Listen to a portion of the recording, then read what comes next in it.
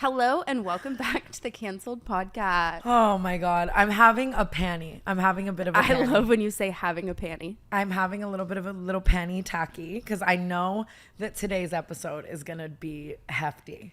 It's hefty for sure. It's a hefty episode of the Cancelled Podcast. But we are delivering what the people want, and it is just Brooke and I again today, hashing the discrepancies of our life in the pop culture world. This is so true. Wow, that was really good. Wow, thank you so much. Today is Friday, so we just uploaded today's episode of Cancelled, which was last week's for everyone who has a brain. I don't know why I explained that like that. But usually we don't upload and film it on the same day. Yeah, we really don't. But the episode that we just uploaded today, I know that within the next week, by the time this one comes out, I will reap negative effects of that episode. And she came over today solely so that we could sit and have a panic attack together while it uploaded. Not kidding. I was spiraling. I called her. I go, I'm coming just to sit. She goes, come to sit. Yeah, we made everyone watch clips from us and like rate how bad it was 1 to 10. And Not if like kidding. we could keep it up. It was so embarrassing. I'm like giving side eye. Like, was that okay? Was that like, Brooke? It's already on the internet. Like thousands of people have seen it, and I know today's episode is going to be absolutely the same. We have some really crazy. This is going to be a tough one. We just got back from Turks and Caicos. So fun. On my birthday trip. And we take a birthday trip every single year for my birthday at my birthday. And you did it at my birthday dinner. I can't do this. You did it at my birthday trip. And it was an amazing, amazing, amazing trip until some certain things happened on the very last night. Yes. And they made it to Reddit. And okay, I should just wait though. I had a Reddit relapse if anyone's wondering, but I'm working through it. 12-step program. Yeah, and I understand why. I mean, but I think wait to get into that till the end of the episode because I feel like it's gonna kill my vibe for the rest of the episode. I also think we have a lot of fun things to talk about, so I think we should start with that. I 100% agree. Let's have some fun before we don't have fun, and that's kind of my whole life's motto, really. Where should we start? I want to start. What? I know I actually exactly what I want to start with because we're just talking about the last episode, you know what I mean, and everything that happened, right? Oh man. I cut not even what you think I'm going to say, but I cut a story from the last episode or me starting to tell a story. I said, "Should I cut this?" And essentially in the last episode, you were talking about how you went on 2 dates with 2 guys in one day. Okay. And one of the guys, we were choosing not to disclose his identity. And are you about to yes, I'm about to air him the fuck out because I'm pissed. I'm fucking pissed. Okay. So you go on a date with one of these guys that I've also had a little rendezvous with, and it's no TW Mindy. Trust me, we've got bigger fish to fry. We both I wasn't vibing with him. Like I'm very much friends with him. I was like, she introduced me to him and said, you should go on a date with him, kind of thing. Thank you. Those were the words I was looking for. And so I was going to tell this hookup story that I had with the guy on the podcast because I thought it was like just a funny like transition, you know? And I was like, you know what? No, like he's going to come on the podcast. I'm going to wait. I'm going to respect him. I'm not going to tell our stupid fucking hookup story and why I never wanted to do it again. Blah, blah, blah. And this man is Trevor Wallace. I'm sorry. Thank you. Hi, Trevor. We love you. Sorry. We love you so much, Trevor. I had a great time. And the other day I wake up in my little house and I rise and shine and I look at my Instagram mentions and I see Howie Mandel mentioned you in their story. Not Howie. And I'm excited. I love me some You're Howie. like, oh my God, what did Howie say? Yeah, what did Howie say? Him mentioning you too, by the way, is crazy. Absolutely so crazy. I open this thing and it's Trevor Wallace on Howie Mandel's podcast talking about how we fucking hooked up. What? First of all, I never gave you permission to do that. Second of all, and this is what I get for respecting men. And I've always said this, you know what I mean? This is what I get for protecting and or respecting men every single motherfucking time. I'm in such an era now where no one is getting my respect. We'll get into that later. Seriously, just try me, please. And, he talked about it on Howie's podcast, and I could have had the breaking news. I think did you have the clip, or do you even want to like put it in or whatever? Because what was worse to me was like he didn't necessarily say it, but he like alluded to it to make it seem like he didn't want to say it, kind of thing. Which is also I hate because then it leaves so much room for people's inference, speculation. To think that like people can be like, did they like? Yeah, like people can think we had like acrobatic sex. You know what I mean? Like I don't think anyone thinks Trevor Wallace is having acrobatic sex. No offense, Trevor, but you don't like flexible. Like I hate that. Like. At least if you're going to say it, say the whole truth and nothing but the truth, in my opinion. And I've always said this. No like, ball. don't let people think I did something that I did at 1. And 2, I'm mad he got the breaking news. 3, he was just like, yeah, like very like for the bros, very stiff socks, very Matt episode. Frat boy. Like, yeah, I hooked up with Tana. Tell the story if you're going to say you hooked up with me. And now I have to tell the story because of what you did. And guys, I'm not mad at Trevor. I was messaging him yesterday. We're going to have him on. We love him. I had a great time. Just for the record, because I don't want him to be like, what the fuck? You know, he's great. But I just have to tell our hookup story so that hopefully Howie Mandel sees it and I can vindicate. Just so how like you can sleep at night knowing Howie knows. Like, Howie, I need you to fucking know. Okay. So I went on Trevor's podcast a while ago on his little stiff socks shit. And I went there and it was like super funny and fun. And we kind of caught a vibe. Like I was like, it's not like we were like flirting the whole episode, but like I left there kind of being like, I changed my mind. I would fuck him. You know what I mean? Yeah. I would hook up with him. I would implore this. Like, he's funny, whatever, blah, blah, blah. And so we start texting. And a couple days go by. And this is Halloween of last year. And I'm out at Nightingale, which I'm going to tonight. How full circle. So crazy that you would ever do that on purpose. Well, Kesha's performing. I have to go tonight. We are going to Nightingale. And so I'm out at Nightingale.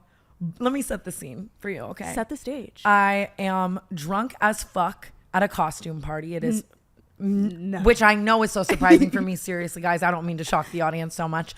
And I am wearing a corset, underwear, and bunny ears. Not chonies and bunny ears. In the Nightingale.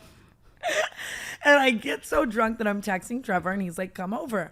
And he lives in Venice too, which is a journey. And you know me, I don't even like to Uber alone, let alone go to anyone's house in Venice. I haven't done that since. It's easier to get to Vegas than Venice. I couldn't absolutely agree more, but I'm drunk enough that I'm like, okay, maybe this man can fuck. Like, I'm going to go. We're going to find out, right? Okay. And so I get to his house in my bunny ears and my chonies and my fucking corset.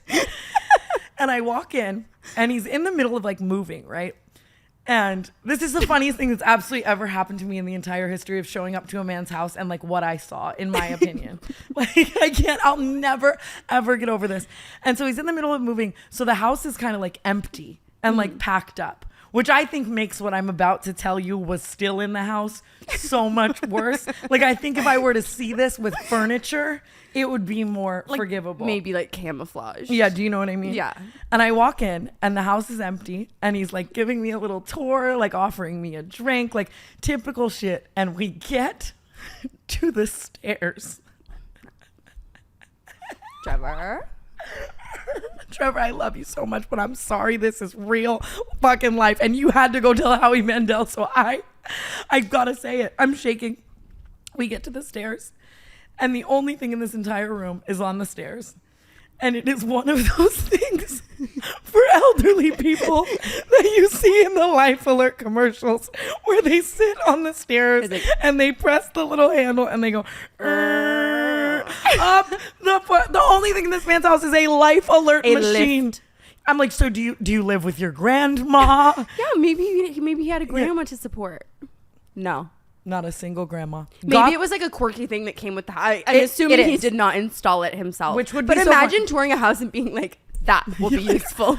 Like, the first thing I'm going to say is, can we take this out? If I'm touring a house, let's be real. Second of all, I'm honestly talking so much shit, but I would love to have one. Well, that's the how I learned of this story was me just walking up your 3 flights of stairs and going, you have to get a lift. I almost just threw up 100%. So I'm not really shitting on it, but that should kind of be a moment where maybe you just don't even go up the stairs. You do turn around if you're in your chonies and the man has a lift. Yeah. Bunny ears. I'm wearing bunny ears staring at this Life Alert machine. Like, what the fuck? Everybody's grandma would be disappointed. What the fuck is going on? So then obviously he got on the Life Alert machine and I fucked him on it. I'm just kidding. That's probably what he told Howie Mandel. No. And so I take the stairs with my feet, which honestly I shouldn't have. I should have sat my little ass down and pressed the remote. And we get upstairs. We're hanging out, and we decide to kind of Netflix and chill, right? Okay. Typical frat boy move. Yes. And obviously I went there knowing that was the Yeah. you You don't go anywhere in your chonies. Do you know? Yeah. Bunny ears. You don't go anywhere in your chonies to do anything. I went there just to pray. No, and so we lay down and we're like, what should we watch? You know what I mean? And I know he's a funny guy. Like, everything is funny. Everything is funny. That can be tough sometimes. Thank you, Brooke. No, but he's a funny guy, so I get it to an extent. But this man puts on Pawn Stars. Great show. I don't know what kind of Pawn Star slander you're about to say, but that is a great show. I love Rick and whatever the other one's name is. I think one's dead, honestly. Rest in peace. It's in Vegas, you know, like it's. Yeah, you should be repping for your hometown. I fuck with Pawn Stars. Like, who's coming in to sell a signed Dan Frank I fuck with Pawn book? Stars because my mom would pawn everything growing up. I'm not kidding. I'd be like, where's my fucking toothbrush? She's like, pawned it. That's funny because we have opposite experiences, because growing up I would take my parents' shit and pawn it. That is, if I knew that I could do that. Well, first of all, my mom didn't have anything that she didn't steal. No offense, Fawn. So, I mean, that's very fair, but like, where's our keyboard to the computer? Pawned it. And I'm wearing like a new bracelet I wanted. And so puts on Pawn Stars. I'm wearing my bunny ears still. We make out, you know, and then I kind of come to and I'm like, okay, Pawn Stars is playing. There was just a life alert lift for me to get up here. I'm wearing bunny ears. Like, this isn't my ideal situation. And so I decide that, and not that all bets are off. Like, maybe we could fuck one day, but this isn't how it's going to go down now. You had a vibe killer. Like, I'm not going to say that I fucked this man with bunny ears on to Pawn Stars while we took the life alert machine upstairs. Yeah, there are some times you have to just draw the line. You're this is not my journey. Honestly, looking back, I should have just done it for the story. But so then I'm playing like super innocent. Like, I just don't do this like the first time I hang out. And imagine the confusion that this man probably has too. Like, you're wearing bunny ears, it's 3 a.m. and you just don't do this. So hilarious because, well, you can finish your story, but he actually told me the story from his perspective, and it's hilarious to hear. Now. Because Now. Well, I asked him, I go, cough it up. I think I said like, Tana told me you guys like made out, and he goes, yeah, I think like at one point, like I asked her to take her shirt off and she said no. And I was like surprised because it was like Tana. And I go, that's my girl. I literally go, oh, okay, first of all, if Tana said no, I'm definitely not doing a thing. Trevor, I love you. I'm not saying we could never have sex. He moved. Hopefully this new house doesn't have any. It's Tana Mongeau, or like of it all, he was literally like, I just assumed. I'm like, fuck you, Trevor. Don't assume. That is crazy because I really do play innocent a lot. And obviously it works in my favor because the guy's like, oh my God, she's just nothing like I thought. But in my head, I'm like, I just don't want to do this. But I think that's true for a lot of people who are like kind of sexual and stuff online. They're not as like, that's like what you're putting on. But then I'll go fuck my mailman and it just, everything gets topsy-turvy. But that's what I love. Like, it's just balanced. Yeah, that's what I was gonna say. You know, it's the yin and the yang of it all. I'm just so balanced. My feng shui is so good. That's what everybody says. You know, and I love you, Trevor. And I'm sure your new house, you know, doesn't have a wheelchair or. Now he's a homeowner, bought a home, and he's apparently doing really well. Yeah, very rich. And maybe, you know, we could hook up to My Strange Addiction one day. And that's totally fine. I just needed Howie Mandel to know what actually happened, and not that I'm just a whore who. I'm sure Howie Mandel also definitely thinks I'm a whore. Should we watch the clip? I don't know. I think this is it. Like, sure. Even if Howie heard this story, he would still think I'm a whore. What happened with Tana Mongeau and Trevor Wallace? Like, I'm always someone's clickbait. I've got to stop just like being in the influencer space at all. Yeah, I saw someone asked if you hooked up with Tana. That's a yes. Like that. Like, don't fuckboy laugh. Say that I got on your life alert machine. In the hallway and wait, so did you or did you not get on the life alert machine? I didn't get on the life alert machine. I'm kidding. And then I woke up in the morning and I put my little bunny ears. You slept over. I slept over. I always do though because my lazy ass. I got there at 3 a.m. I don't give a fuck. Thanks for having me. I feel like I always want to leave because the anxiety of waking up somewhere and being like, oh God. But I love the story of it all. And like, obviously I don't usually Uber. So like Paige picked me up from Trevor Wallace's house and I walked out in my chonies and my corset. I remember that. That's the story I remember of it. I remember Paige telling me to pick Tana up from Trevor's house today. I go, what? No, I woke up. I took the bunny ears that were still on my head that I slept with on. Imagine me sleeping. Took them off my head, put them on his head, took a photo, which I still have. I actually think I posted it on his birthday, which was a fun inside joke at the time. But Trevor. Now, what the fuck? But now he's and you out.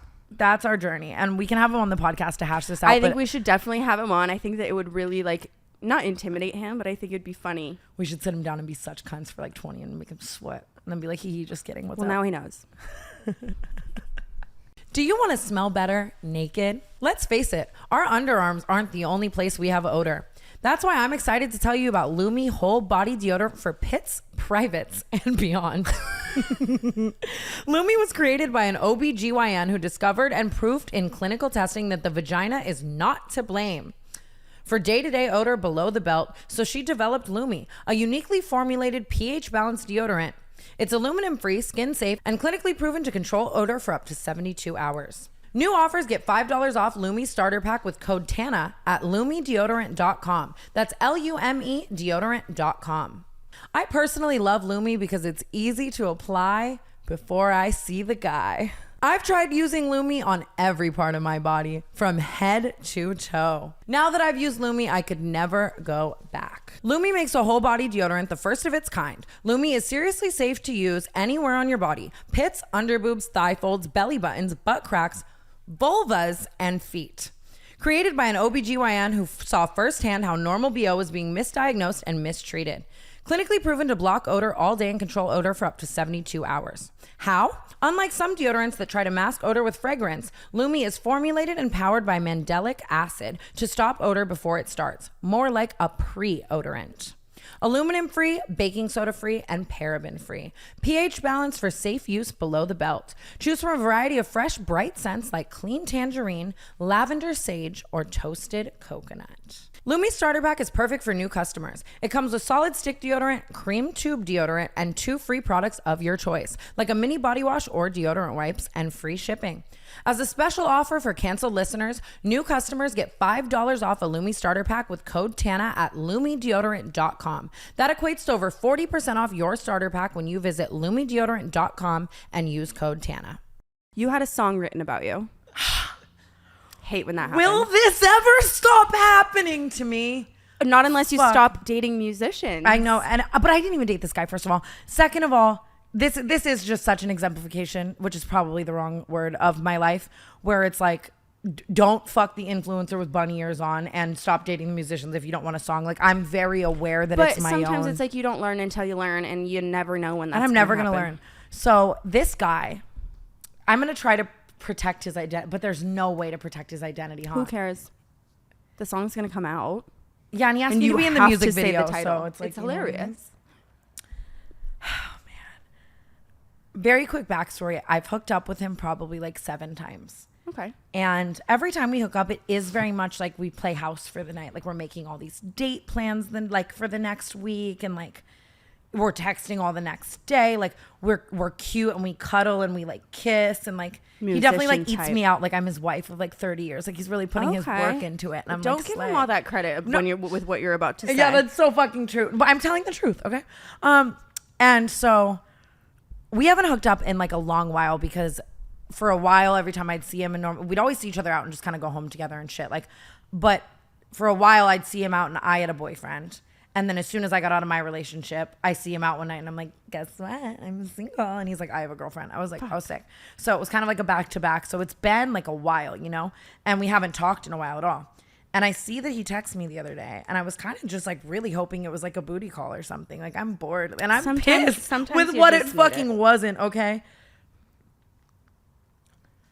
Hi. So I wrote this song technically just generally about LA girls, but I definitely pulled some reference from our drunk, and I actually can't say the rest of what he's going to say, drunk and blank, blank, blank nights together, ha ha ha. It's kind of about you. You're either gonna absolutely or hate it or love it, but I can show you with these emojis. These emojis to me insinuate that what you are about to send is not going to be probably in the top 3 meanest songs ever written about me. I would go Karma, this one, and maybe like Robots by Chris Miles. Like, I would say, or Stupid Fucking Bitch by Bella Thorne. Damn, Liar by Noah Cyrus. Honestly, no one's ever written a nice song about me. What the fuck am I saying? I got Go Fuck Yourself while I was still with Clinton. It's literally so terrible. Horrible. It's so terrible. And so I go, what? ... LMAO. And then he's like, I came in really hot with that. I'm so sorry, pretty much. I made this song called trigger warning.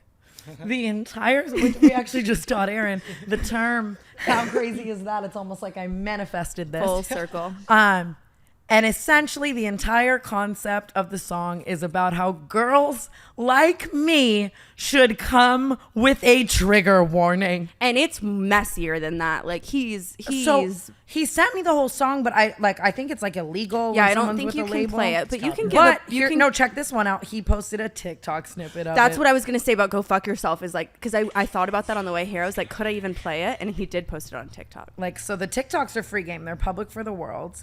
And I will just say, like, I told him I'd be in the music video. I'm going to promote it. Like, I think it is funny. It's hilarious. And I also think it's not hurtful because it's like we never dated. Like, you know what I mean? Like, it's a little hurtful, But actually. also, I get like it is it's a kind of offensive because it's like that's literally not who you are. You go ahead and play that clip, Tana. And I also understand that it's maybe a side of me that he's seen. Like, he doesn't see me like this. He doesn't see me in the there's daytime. definitely a version. He sees me only blacked out, taking him home and riding his dick and being insane at parties. So I understand that, you know. And again, he said it could be general, but also you texted me about it. I don't know. believe in writing a song generally about anybody. We just talked about this an hour ago. It's gonna take me a second to find it. Hold on.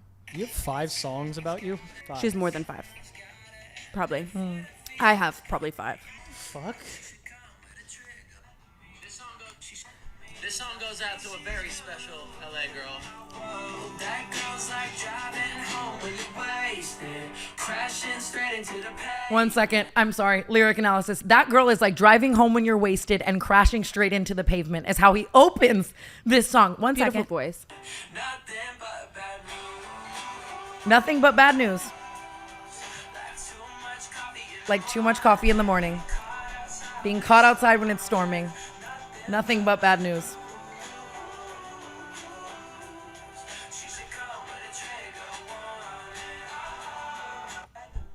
I don't think he... I mean, it's I'm like it's trying a to- little lighthearted. Like, Well, here's what I'm also going to... Someone would've told me what I'm getting into, like I'm in the Arctic, sitting in a swimsuit. Where someone would have told me what I'm getting into, like I'm sitting in the Arctic wearing a swimsuit. Not the one to talk, but then she got some issues. Not the one to talk, but damn, she has some issues. that's disrespectful. She's seeing other guys. Got a couple on the wait list. Blow around her nose like she's almost famous. You are Smoke famous. a little dro so the come down's painless. I've never smoked a hydro. Fuck, I have, but not around you.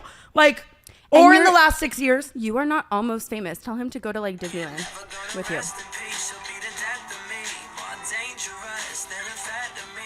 More dangerous than amphetamines. Never gonna rest in peace. She'll be the death of me. I think she's... You get it. There is a couple nice lyrics where he says, I can't say the lyrics that aren't there. There's nice ones that slightly negate all of those terrible ones. No. See, this is our problem. Right before we started filming, Tana and I were getting ready, and we're talking about like... Can I say like... can I talk about your phone call? Yes. And actually, that can lead us into our next segment. Okay, so this man who Tana has been seeing calls her, and like I kind of jokingly make fun of this man because I don't personally believe that straight males should be allowed to be influencers. That's just a personal opinion, and I am open to everyone's opinions. I make little jokes about him here and there, but I could not believe what this conversation was like. I couldn't believe that you allowed me to hear it and that you partook in it so, like, you committed to the bit so hard. She answers the phone. Hey, baby. He goes, she's laughing. And she goes, sorry, Brooke just made me laugh. And he goes, you deserve to laugh. I'm so happy when you laugh. That makes me so happy. I had to literally leave. But then I got back, you know, and I'm psychoanalyzing like my own self. I'm like, why do I think it's embarrassing that this man is being sweet and respectful to you? Dude, so I've been seeing this guy loosely. Do not hold me to it on the goddamn Reddit threads that she'll never shut the fuck up about that I don't even read because I like to not kill myself. I need help. I love that you got that from me. I learned. New bit. The heroin arm slap. Oh my God. And so I've been seeing this guy loosely, and I posted a TikTok with him the other day because he picked me up from the flight in his cute little Lamborghini, drove me to Canes, like drove me all around. Like he's like super sweet, like whatever. And I posted it, and everyone is like, what the fuck are you doing? Like, da-da-da-da-da, why are you with this guy? Brooke comments and is like, she's a little confused, blah, blah, you're feeding into it. When I'm not even confused, this has been going. That's what a confused person would say. So fucking true. But because he has a very strong online and traditional presence that is what some might cringe at or dislike. But I met him because he was little besties with TikTok boy. Are you sure you want to say that? Yes, and I'll get into why after this actually. Okay. That's how we met. Okay. I know. I'm just. You know? I didn't want And not even besties. They're like not even close now. Like just at the time they had just started hanging out and he was around, and that's how I met him. You know what I mean? Yeah. And I never thought anything of it. I always thought he was cute, but whatever. And then I saw He's him. good looking for sure. And I saw him at this White Fox event, and I was like, see, a place a man should never be. so true. But I saw him. Except for Aaron. We'll get into that too. We brought Aaron there. We blacked him out. And I was like, why is he kind of cute? And that night he asked me on a date, right?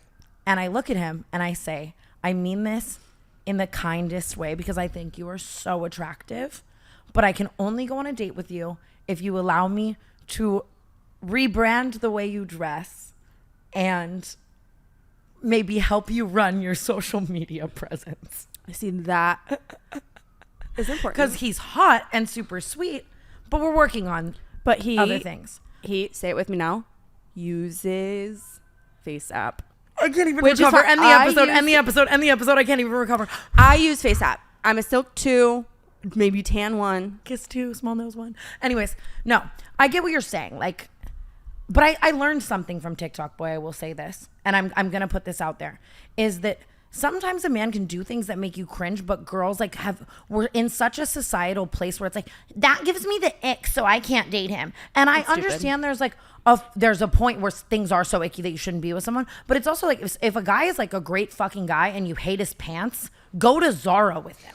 Like, and point at some fucking that's pants. true. It's like, just not even practical because if you're weeding out everybody who has a slight ick about him, like, good luck alone. Exactly. I think about it like I have like some of my best friends I think are so fucking embarrassing online, and it's like, but I love them, and that's not who they are. But it's like, don't do that. Me sometimes, you know, but you accept I don't know your if I friends care for that it. much how a guy like dresses, but I do care about like what they're posting for sure. But point being, I really learned this lesson that sometimes people can maybe say or do a couple things that make you cringe or that give you the ick, whatever. But if they're like a great guy, like I'm sure I do things that give you the ick. Like literally this man sleeps in my bed with like my hot Cheeto crumbs and like still likes me. Like maybe I can just accept his pants, like whatever.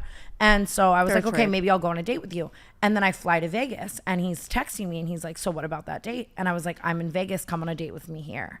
And he was like, what do you mean? Are you serious? And I was like, yeah, if you want to go on a date with me, come to Vegas. Gets on a flight to Vegas. Lands in Vegas. We get dinner at STK and we gamble. And then his friend had like a place out in Vegas and a super nice one at that, thank God. And he just took me back there and we had like a great little fun night. And I learned over this night that this man is so, and obviously it could be love bombing, we will find out, but it's been a couple weeks now, maybe almost a month, that this man is so chivalrous to the point that it is like, oh my God, like I would hate to do this for a woman. Like, why? Yeah, I don't want to be pessimistic at all because some people are like that. Yeah. However, in my experience, it always ends poorly. 100%, and we will find that out over time, obviously. But although I just had my first non-love bombing situation and I still ended poorly. So honestly, at least get the attention you so deserve. And it's not even attention for me. My love language has always been like acts of service. Well, I love words of affirmation and I love acts of service so much because I'm so lazy. I love when everyone does everything for me. It's amazing, seriously. And I swear to God, I was hungover in Vegas. I woke up every single hour on the hour to him taking my blue Gatorade off the nightstand and replacing it with a freezing cold one. Like, just Yeah. like that. Like, since I moved in, like, helping with moving, like, picking me up from every so flight. the face app can slide. Honestly, that is really The nice. other night, he picks me up with one arm, and he's carrying me, like, in his arm, and then makes my bed with the other arm. And I'm like, first of all, that's so hot that you can even just, like, do that casually. Like, I'm just, like, floating in the air, like, Also, watching my little bed sheet get tucked. I was never your making bed was probably like shocked to be made I was never going to make the fucking bed. Do you know what I mean? at all. Yesterday, the day before, I fall asleep. I wake up with like my vape, hot Cheetos, cold ice water, like the TV remote next to me, him leaving me like, what do you want the AC on? Like, and I love a big sexy man slave. Like, I'll suck your dick all day, daddy. I love you so much. Like, it's a fair trade. You know what I mean? What? Sorry. Sorry. What? I don't know. I think me and That's Aaron. getting so clipped. I think me and Aaron both had the same thought about that one. I'm so sorry. But I've always said that in relationships, like, I'll be your hot, sweet, fun girlfriend, and then you do everything for me, and that's my dream relationship. And I've also learned that even downstairs, we were just talking about, like we don't necessarily love when a man's like so nice because it makes us uncomfortable. But it's like, what, you want to marry like a mean man? And like, I've learned so much too, that the men who are like sassy and rude and mean are never going to like wait on you hand and foot. So it's like, even if I like a mean man, reroute my brain to not, like, you know? Yeah, but there's also such thing as a narcissist who is horrible, but also will compensate in that way. Like, that was my ex. Literally would do anything for me ever at any given point, but like would cheat, lie, kill his family. I still haven't gotten over my man like that, so I get it. It's definitely a journey to get over, but I'm trying to just date nice guys. And he is a really nice guy. So maybe we rebrand. That's fair. I got broken up with today, I think. I love this episode. And by broken up with, I mean a man I was 100% not dating at all. But like, what does Aaron think right now? Why are you excited? no, I'm not. I don't know what's Why happening. are you excited? No, I'm not kidding. I think because I am genuinely like so confused by the situation. I'm like, okay, like I have been like sort of talking to this guy for like honestly probably a couple months now, but like it's been very like slowly onset, which I'm not used to. I'm very much like, I like to be love bombed. I want it to immediately go from like us meeting to us being in love, like kind of thing. And this is the first time I've ever like texted somebody every day for a month and then met up, and then, you know what I mean? Like, Yeah. And so I was like, oh my God, maybe I'm getting healthier. You know what I mean? Like, I'm talking to someone new. It's very like, we are not only about each other all the time. Great. We go to Turks and Caicos this last week. Every day the man is texting me like, I can't wait to see you. I'm so excited for you to come home. Like, do you want me to pick you up from the airport? Like, please let me pick you up from the airport. I'm like, for sure. Silence the day I'm at the airport. Okay. And then yesterday, Just like, don't offer. yeah, that's the thing. It's like, I just have a thing about people saying things and not doing them. Absolutely. I have no expectations at this point. Like, Shout out Mod Son. yeah, like I hate, my biggest pet peeve in life is somebody saying that they're going to do something and then not doing it. I would so much rather you just have never said it. Yeah. Like, Bare minimum don't make king me. this. And for reference, this is Mr. Flaky Flake. I talked about him on the last episode. Like, he flakes all the time. He always like, he'll make a plan. It doesn't happen. Yeah. So finally yesterday I like texted him and was like, honest to God, like, in the nicest way possible, I hate this level like of communication, because it's like, you'll say something and like do something completely different. Yeah. He's like, I'm so sorry, I'm bad at communicating. Like, I'm in a movie right now, can't text.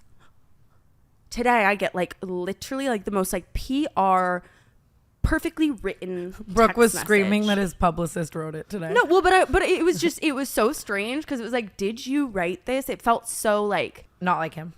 yeah, And, like, thought out. because we just like joking, like, you know, we're talking all the time, and this was so proper. It was literally like, hey Brooke, comma. It was like, I am so sorry I've been bad at communicating lately. I have a lot going on. Basically, it's not me, it's you. It's not you, it's me. It's not you, it's me. I had to think for a second. I'm like, is it me? Yeah, basically like, it's not you, it's me. I have to deal with some stuff, which, Yeah. whatever. And then he says, sending love to you and Murph. Like, basically, wish you the best. I'm like, okay. I think I'm going to say something, and I hope that it's for context, like purposes, you know? Yeah. that is how young guys always break up with fucking girls. Yeah, Like this guy's younger. I'm going like he's a little younger than Brooke, just like a couple years, and I feel like young guys will always hit you with the like, I'm going through something, so like now isn't like the best time for me to like be the person I can be with you. Like it's essentially is what they're saying, and then they have a new girlfriend a month later. As a 26-year-old woman, if there's one thing that I have learned about men, it's that there is no such thing as, first of all, the truth coming out of their mouths. Yeah. There's no such thing as a man who doesn't have time for a relationship, Yeah. is bad at texting, or is going through something. He doesn't fucking like you. So it's like, that was kind of the message I was trying to send yesterday. It's like, I get it. Like I'm picking up like what you're putting down. But if you wanted to, you would. Yeah. And same thing, like the last guy I dated, the situation ended because it was, I just don't have time for a girlfriend. I genuinely wholeheartedly believed it. Guess who has a girlfriend? Absolutely. 2 months later. So that's why earlier I was saying that's what happened with me and TikTok Boy. Like we like ended things because it was like he was going through a lot and was like, I'm not ready for anything. I also did not want to necessarily be in that sitch with him, whatever. We end things. Posting a new bitch now. I have a lot less sympathy now. You know, we'll always That was talk, my thing. Tana. I We're was going to like- be great friends. Like I'm hitting him up. Like I hit him up, like not now, but like a couple months ago. I was like, hey, like, how are you doing? Scene. Like, and now you're dating a new bitch. I had the same thing. I was flabbergasted because I've never had a situation where I was like, I ended on such good, amazing terms with a man and he never fucking spoke to me again. And that's what happened with this last guy. You know that. Yeah. And I was so weirded out because I was like, you know, like we ended so amicably, like such a sweet conversation. And now I'm like, he has a girlfriend. And for him to have a girlfriend means they've been like at it for however long. And it's like, was there overlap? I don't know. But it's like, just tell me the truth. Like, Men never that's will. what I care about, is just being honest. If you are not that into it, if you're not feeling it, if you don't like me, tell me, okay? Like somebody will. Like I would just rather know, because Yeah, I I won't feel even say- fucking stupid every single time when I genuinely like believe that like, oh, It's he for, like- doesn't have time. Yeah, he does. Absolutely. Like every time. nobody is fucking bad at texting. Like nobody. Obama's texting Michelle. Like It's I was saying it was young guys because it usually, like, young guys will always do that because they're immature, but it's also just immature men overall because it's like, just yeah, tell me- you can be 35 and young as a guy. Like, because absolutely, the emotional maturity is absolutely But insane.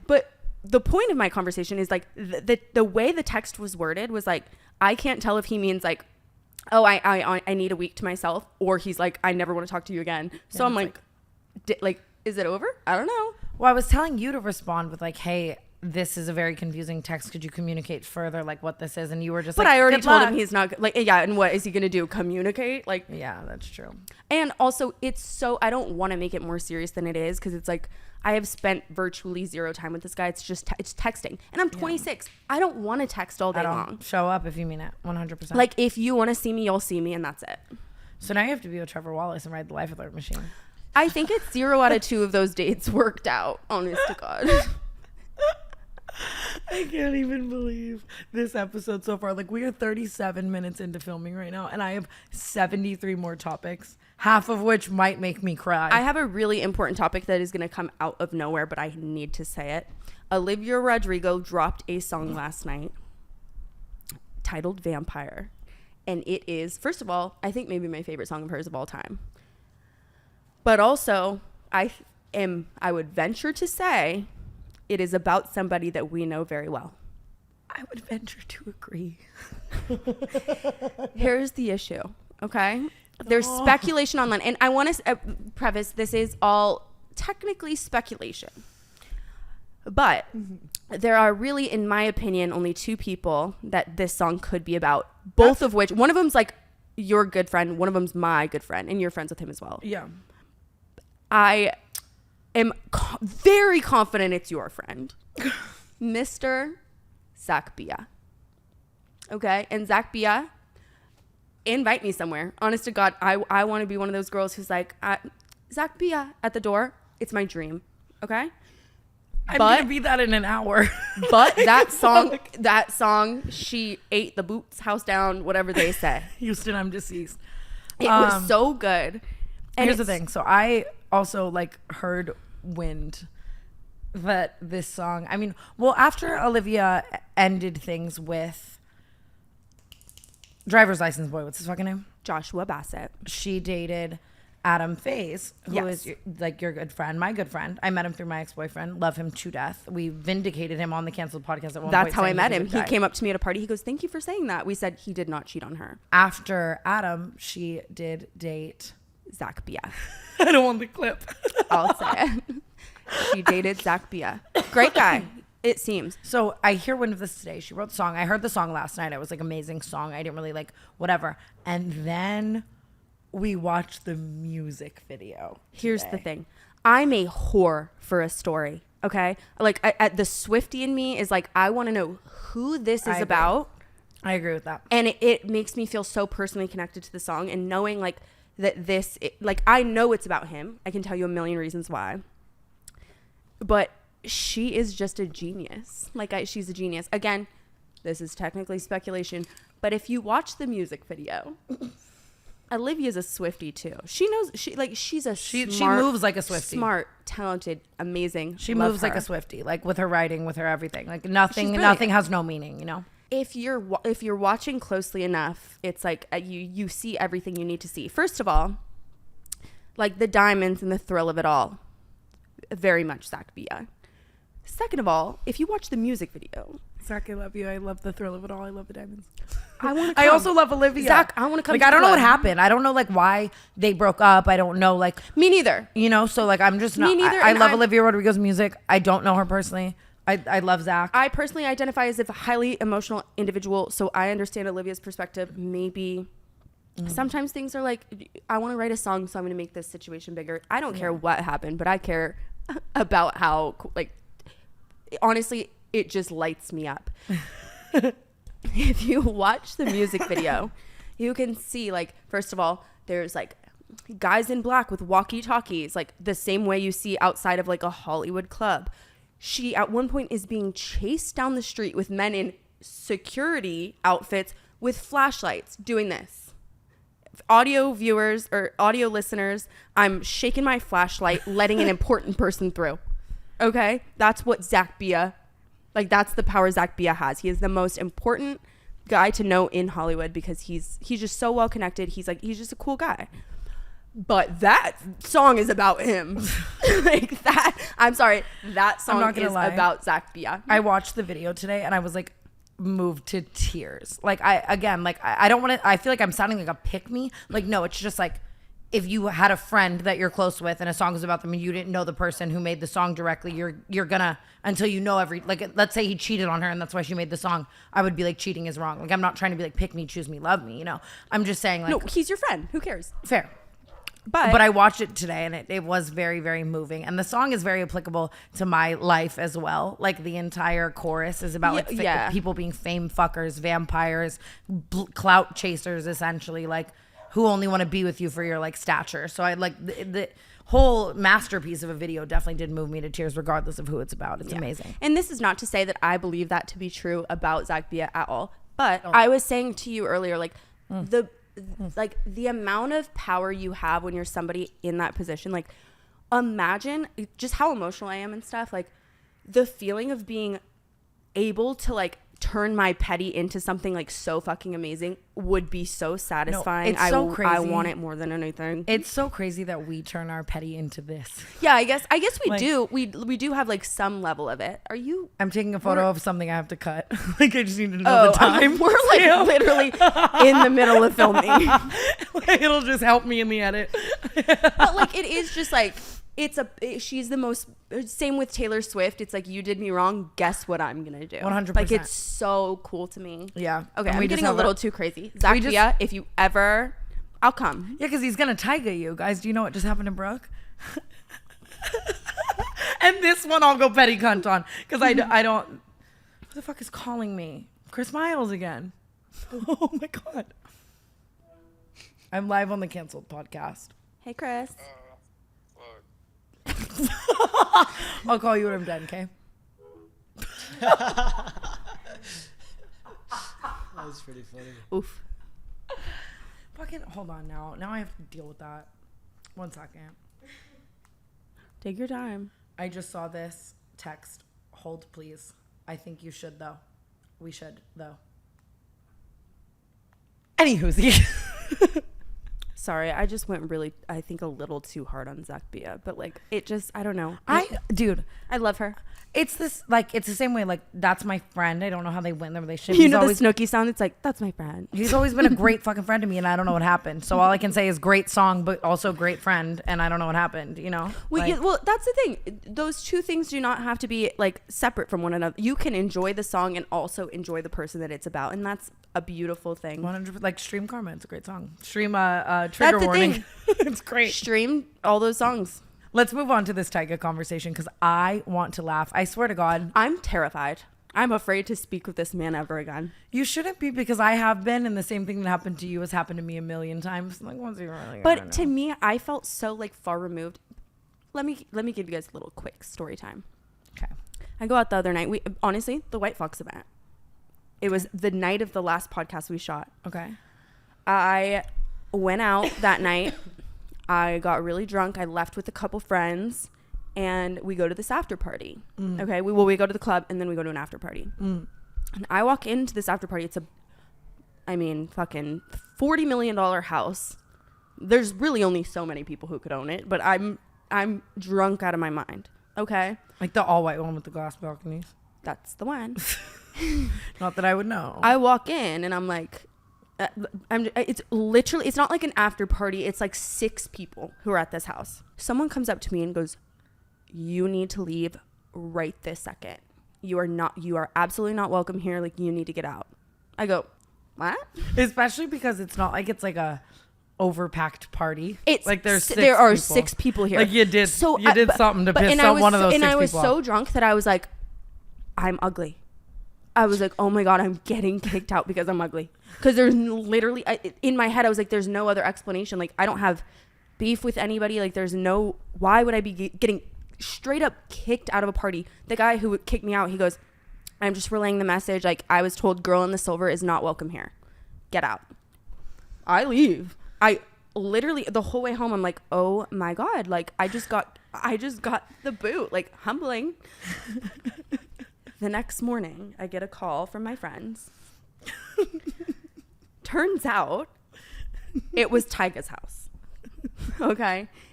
And I have said some words about Tyga on this podcast. I honestly, in my opinion, never negative.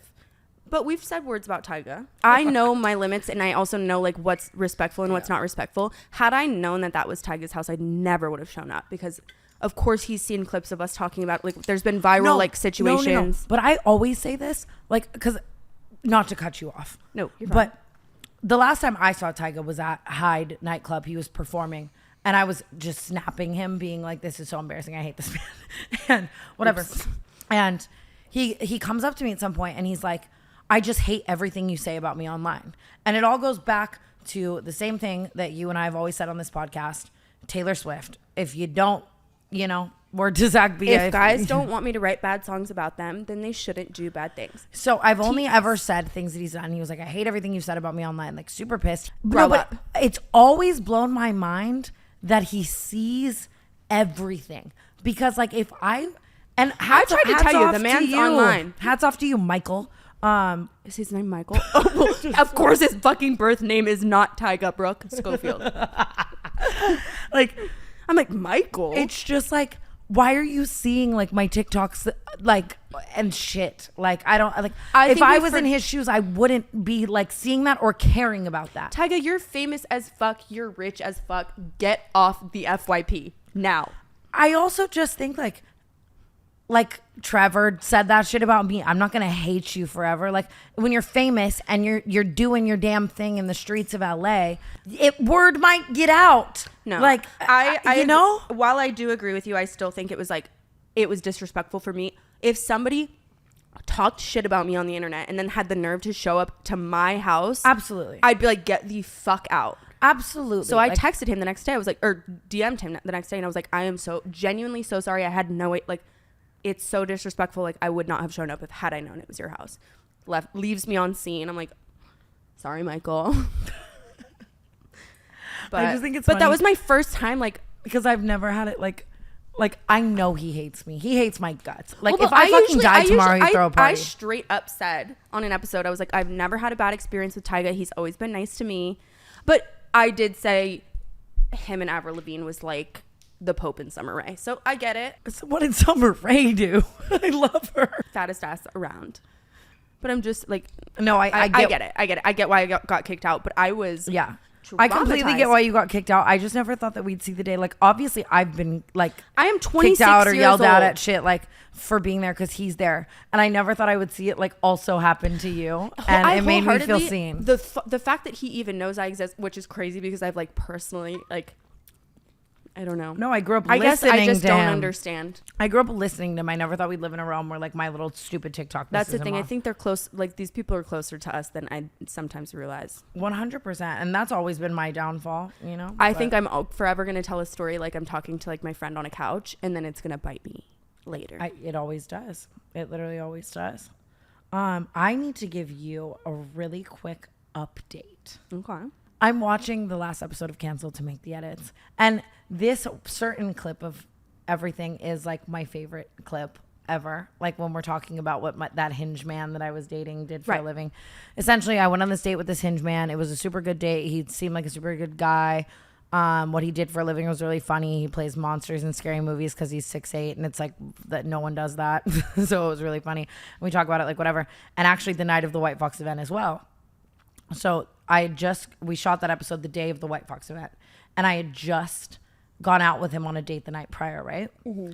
And the next day he was like, I would love to see you tonight. And I was like, okay, I have this event.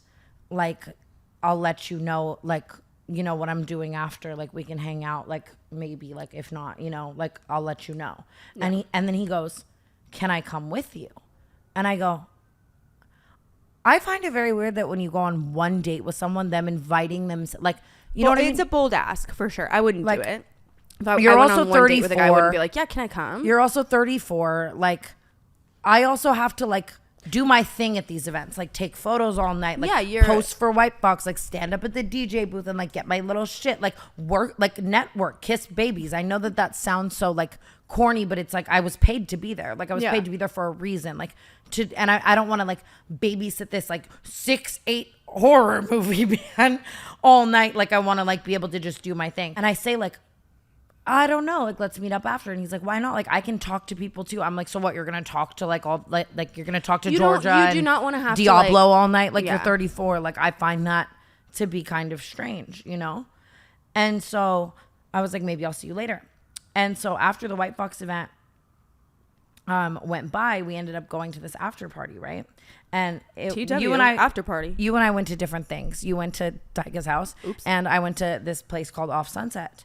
Wait, I actually went to off Sunset too. Oh, okay. So I stayed there, and I was there on a vibe, on my little after party vibe. I just got my bag. I just done work with my favorite fucking company. Things are great. And so he's texting me, and he's like, what are you doing?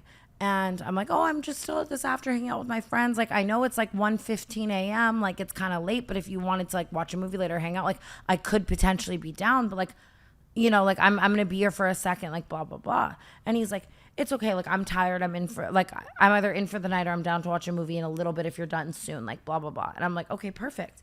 And he goes, where are you? And I'm like, you're like, none of your fucking business. Well, no, I answer him just because it's just conversational. I'm like, I'm at Off Sunset. I don't like where this is going. Yeah, he's like, where are you? And I'm like, oh, I'm at Off Sunset, like just vibing with my friends. Like, I'll tell you when I'm done. Tell me this man did not show up. Five, not one, not two, not three, not four, but 5 minutes go by. And he texts me and says, I'm outside. Come get in my car. I'm outside. Insane. I live 5 minutes away. I'm outside. And I go, what do you mean you're outside? And he's like, I'm outside. Like, come get. And I go, did I not just tell you? Like, I'm with my friends. I'm having fun. Like, who said pick me up? I think that's so crazy. I think it's one thing if it's like your boyfriend. Like, fine. Yeah. Okay, it's your boyfriend. It's fine. Go get in the car. Or Show don't. up where Or I tell am. your boyfriend to come in. Do your thing. Show up wherever I am. Or even if we're like, have been dating for like a month. We went on one date the day before. Why the fuck are you outside? Don't be outside. And so then he's like, I'm outside. And I'm like, I literally am responding, like, that is not what I meant. I just wanted to watch a movie, blah, blah, blah. And then he's like, I'm not some type of booty call. Like, I want to see you. I'm like, what do you mean? Either way, I'd be seeing you at 2 a.m. You already had these plans tonight. Like, yeah, and it's not these it's potential plans. No, I'm saying like you had your own thing going on, and you had like that was Yeah. already. And like either way, I'd be seeing you at 2 a.m. at my house. What's the difference? You just want me to go with you now. Also, that's fucking weird. Like, what do you mean? And then he starts texting me all these texts, and he's like, I packed a bag with my toothbrush. You're really gonna do this to me? Who the wait, hold. I swear to God. Scary. I know. No, I know. I packed a bag with my toothbrush. You're really gonna do this to me? Like, what do you mean? Why? Come outside right now. I'm outside. And I'm like, love you so much. I'm not coming outside. You do not love him so like, much. No, at all. Literally at all. But I'm just saying, I didn't say that. But I'm just saying, like, you're hot and I had fun, but like, I'm not coming outside. So fucking weird. Like, do not show up where I am. Do not pack a bag. What is wrong with you? Absolutely. What the actual fuck is wrong with you? So then he sends me, I kid you not, 25 texts in a row, like just gray scrolling, like, so what are we doing? Like all this random ass shit. Like, I don't even know. And I just ghost him and I continue on with my night and I go home and I go to bed. Well, I didn't go to bed, but I won't tell you what I did yet. That's for a different podcast. Anyways, I'm like, we're already at an hour and boy, do we have stuff to say. this is going to be a 2-hour podcast. I hope you guys wanted no guest episodes. So, and sorry, Aaron, I'll pay you overtime. But anyways, I go home, I go to bed. I wake up the next day and he texts me and he goes, sorry, I did all that last night. Like, I was really tired. Was he drunk driving? No. I don't believe him. I hate to be so offensive, but that would almost be better. Like, what? He's sober. He doesn't drink. And you're doing that sober, which is also just I need hypnotherapy. I almost said, no. Like, he doesn't drink. Like, that is a good thing. I don't know why I'm like, love a sober. red flag. I love a sober guy. Shout out my son yet again.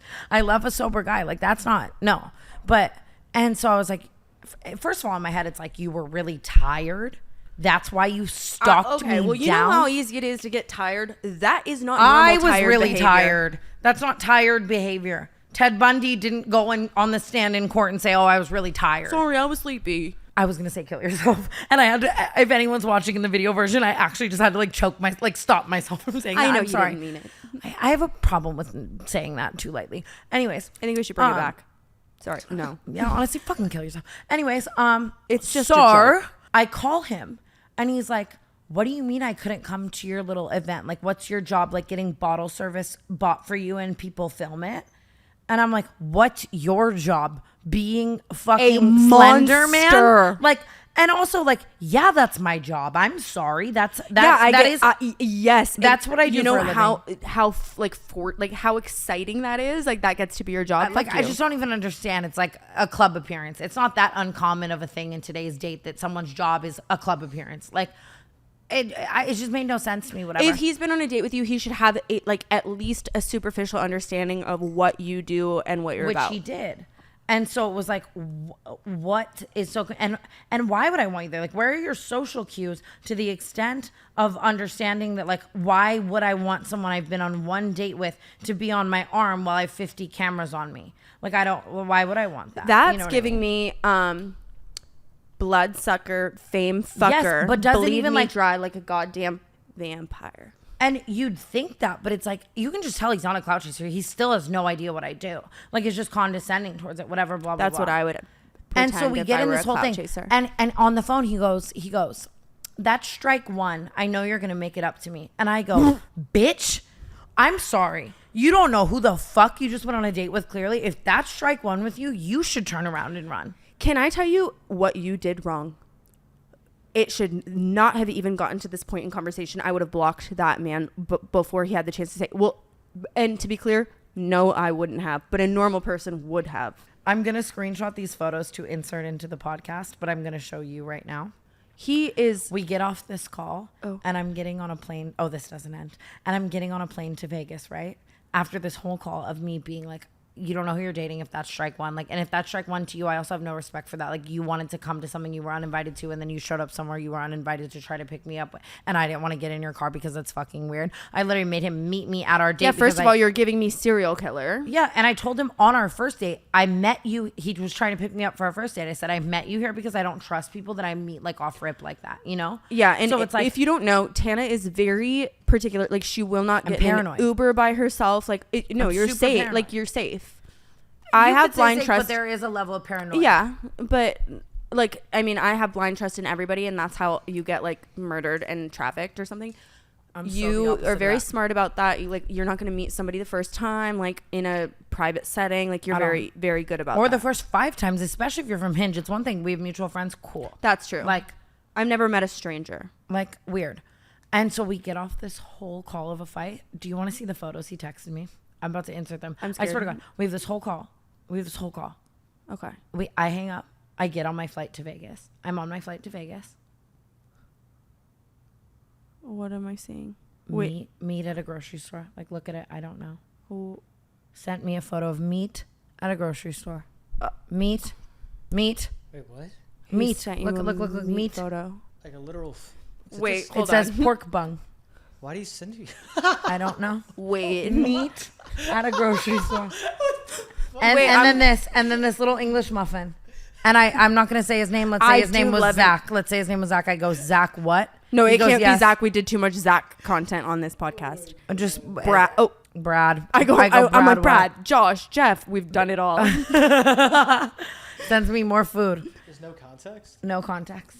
I go, you just told me that was my first strike and that my job is silly, and then you sent me I would have deli store responded meat. and said the T-bone is strike 3. Absolutely. You're a scary guy. So then just keeps blowing me up like all these great texts, and I'm just being like, sorry, I'm busy, blah, blah, blah. And the other night goes by. This is the end of the story. I just have to get to this because only a serial Listen, killer would do I'm this. loving the story. Only a serial killer would fucking do this. I also just want to put it out there. He called me this morning so many times when I do not disturb was off. I was in bed with other boyfriend, and I go, what the fuck? Anyways, he Read the texts me. room. He texts me out of the blue while I'm at the club the other night for new potential boyfriend suitor's birthday. You're so and good. I'm with new potential boyfriend suitor, and I'm at the club for his birthday for a little bit. And the Hinge guy texts me and says, and he's texted me like 7 gray texts before this. And he says, I think there's an echo in here. Which is a very funny thing to say. Hilarious. Honestly. And I'm not going to lie, I'm going to use it. So Zach, Brad, whatever your name is. CC, Yeah. whatever your name Like, is. thank you so much, honestly, for that joke. And I said, oh, do you? Ha, ha, ha, ha, ha. And he goes, I've never blindly texted someone so much in my life. Like, I don't know if this girl's feeling me or not. I need a heat check, blah, blah, blah. She's I not go, feeling you. You sent her meat. Yeah, and stalked me down. I go, you're funny. I truly appreciate it. He goes, all this shit, like this whole conversation, like, do you appreciate it, blah, blah, blah. I'm just like clowning him back. And then he goes, where are you, though? Well, if I did not learn my lesson. And I go, I'm not at Off Sunset, but how funny. Ha. You should have told him like a really funny place. Oh, wait you for were. it, Oh, Brooke. God, You're my you're soulmate. good. You're my fucking soulmate for that. He goes, I love that. Where are you, though? I'm at home in my underwear. I'm not showing up. If you have to tell someone that you've been on one date with that you're not going to show up to where they are, you're a fucking murderer. That is, if there were a color redder than red. Murderer. And I go, I'm at Disneyland. He's like, Anaheim, 48 He says, minutes. Fuck off. I said, I'm on Magic Mountain wearing a poncho. Meet me under the castle. You are hilarious. And it just kept going. And he was like clowning me. And then he texted me randomly and said, I bet you're super close to my house. And I go, actually, I'm on Space Mountain. You're Blah, like, blah, blah. Matterhorn is amazing. Yeah, don't know. What a Whatever. fucking creeper. Anyway, I'm never getting on Hinge Yeah. after So that then he story. sent me like 17 texts. His last one just says, Tan, my integrity wanes. With like a little sad Aw, emoji. he sounds like he's an intellectual. Very smart guy. Like, what's but Wayne's? Smart. Like, for- I know what Wayne's means, but like, I would never use it in a sentence. No, and also was just like, no, texting me so smart. And that's what sucks. 'Cause I love a smart guy being like, how's your clandestine soiree? Me too, but like, But we were talking about like overlooking things. That is not overlookable. That At all. is a block your number. I never see you again. I actually should block him. I should do it right now. Not even kidding you. I'm not even kidding you. Also, my mother just texted me. I saw you filmed the podcast. Did you talk about Turks? Oh, Debbie. Well, duh. I go, your mom texted you? No, I was literally Everyone floored. like can't fathom that I'm adopted. It's so funny. Every time I'll be like, my mother, everyone's like, really? She texted you? I'm like, no. Well, I think Debbie texted me. I guess I think it's weird because I'm adopted, but I still say like my grandparents are my grandparents. Like they're my parents, Yeah, but they're I not. gave up on that a long time ago. My mother Yeah. and father are forever Debbie and Araj. And Love I her. love I them had the so much. longest convo with Debbie last night. well, because she's trying to get the tea from how we're going to end this podcast. Should we She just start? wants to protect her little kiddos, but I understand. there's a lot going on, you know? Do we get into that, or do we have any more like I have lighthearted so topics to many talk about? more things to Could I- talk Okay, about, then. and we're in an hour and 5 minutes. Could I go to the bathroom real quick? Yeah. Yeah, honestly, I have to too. Should we spider pee? What? Aaron, we have to teach you too much. You honestly need to get on Spider Urban peeing Dictionary. is like when a girl sits and pees and the guy pees in between their legs. That's crazy. and I'm Fuck no. genuinely calling HR. We're not spider. It was a joke. Lighthearted. Colleen. I'm just kidding.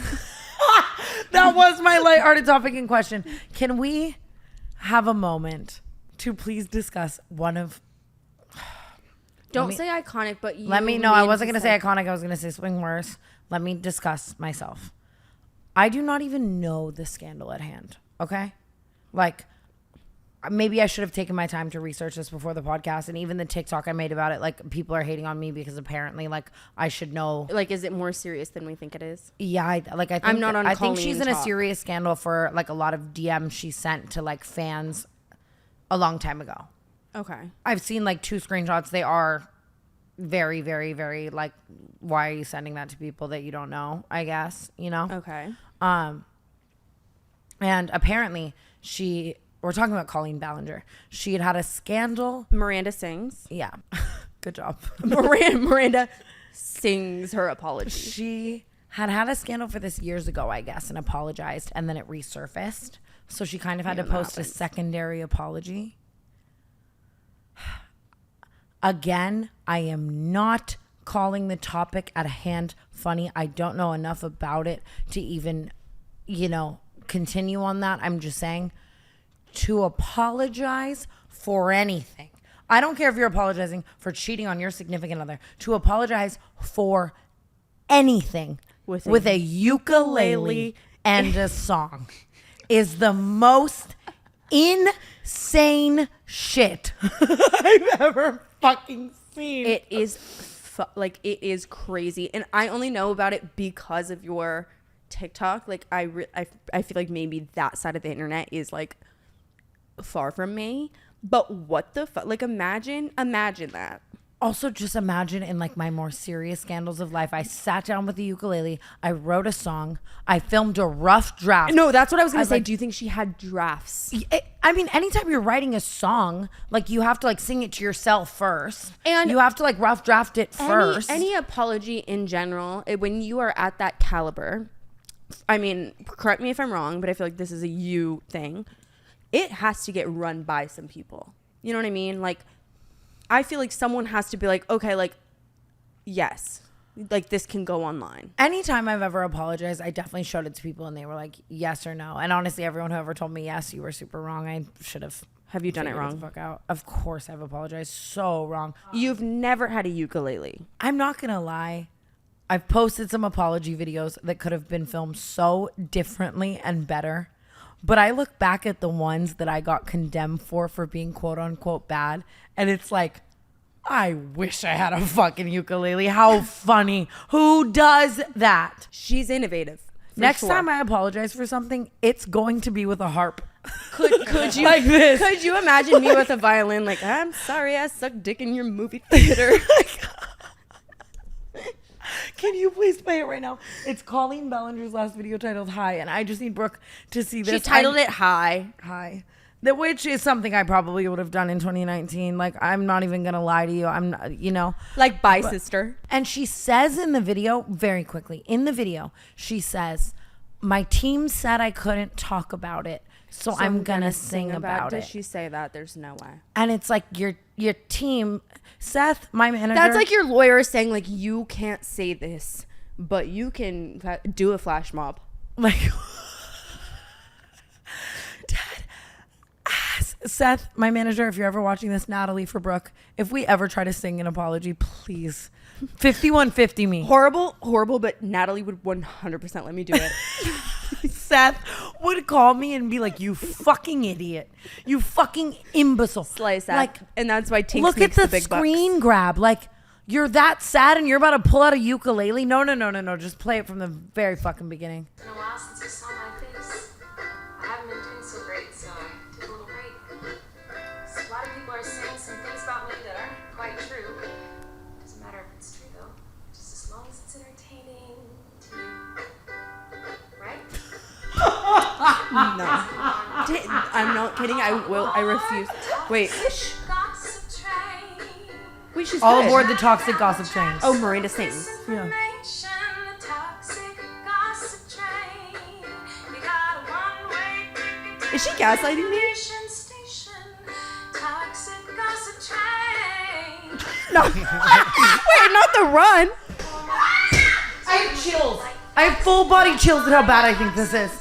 And it's saying so much coming from me. Those were the top comments. Like, Tana Mongeau thinks it's like, it's just so chewy and Wait, hold on. millennial. I got it. I need a little bit more.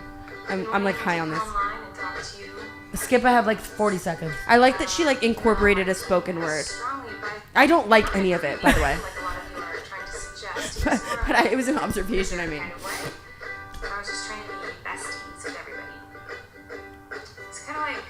How is this 10 minutes long? Who makes a 10-minute song unless you're fucking Taylor Swift? Going up to you and being like, hey girl, All too well, Colleen's version. All too well, 10-minute version. group chats with my fans. Hi. I've been sharing my life online for over 15 years. I've poured my heart out to you. Because of that, I feel like I'm talking to my friends. But in the I beginning just of said my that. career, I didn't really understand that maybe there should be some boundaries there. There were times. Wait, I think she's helping me. Share Wait, I have to stop. my toxic gossip train. Back to the chorus. Locomotives fueled with hateful accusations. You should never use the word locomotive in your apology.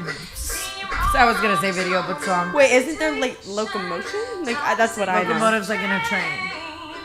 So the locomotive's fueled with toxic gossip. You don't get enough credit for how smart you are. And that person you despise, and you didn't deserve to die, but hey, at least you're having fun. Okay, I think I've seen enough. You get it. I don't. Again, like you said, I don't want to make like a I'm not- funny joke of it because like obviously No, the what's going on situation- sounds pretty serious to me. But at the same time, don't get a ukulele out if you don't want people to make fun of you. A scandal aside, this is my opinion. Like, Exactly. I- Scandal aside. Scandal aside, the ukulele alone should be a new scandal, in my opinion. It is. It is. Why would you do Because that? it just feels. Doesn't she have a husband? I would hope the person I marry is smart enough and knows me and my life enough to be like, hey, babe, don't. Actually, I don't know if she's. But I think sometimes it's like you really should just take a second. But also, like Shane Dawson, gone. well, he's back now with like. But a I'm saying, podcast. but he like like he got canceled and he was like, okay. But also, even imagine Shane Dawson came back with an acoustic guitar saying, sorry, I fucked my cat too far. Sorry, he didn't. I don't know. I don't think he did. I don't know. Oh my God.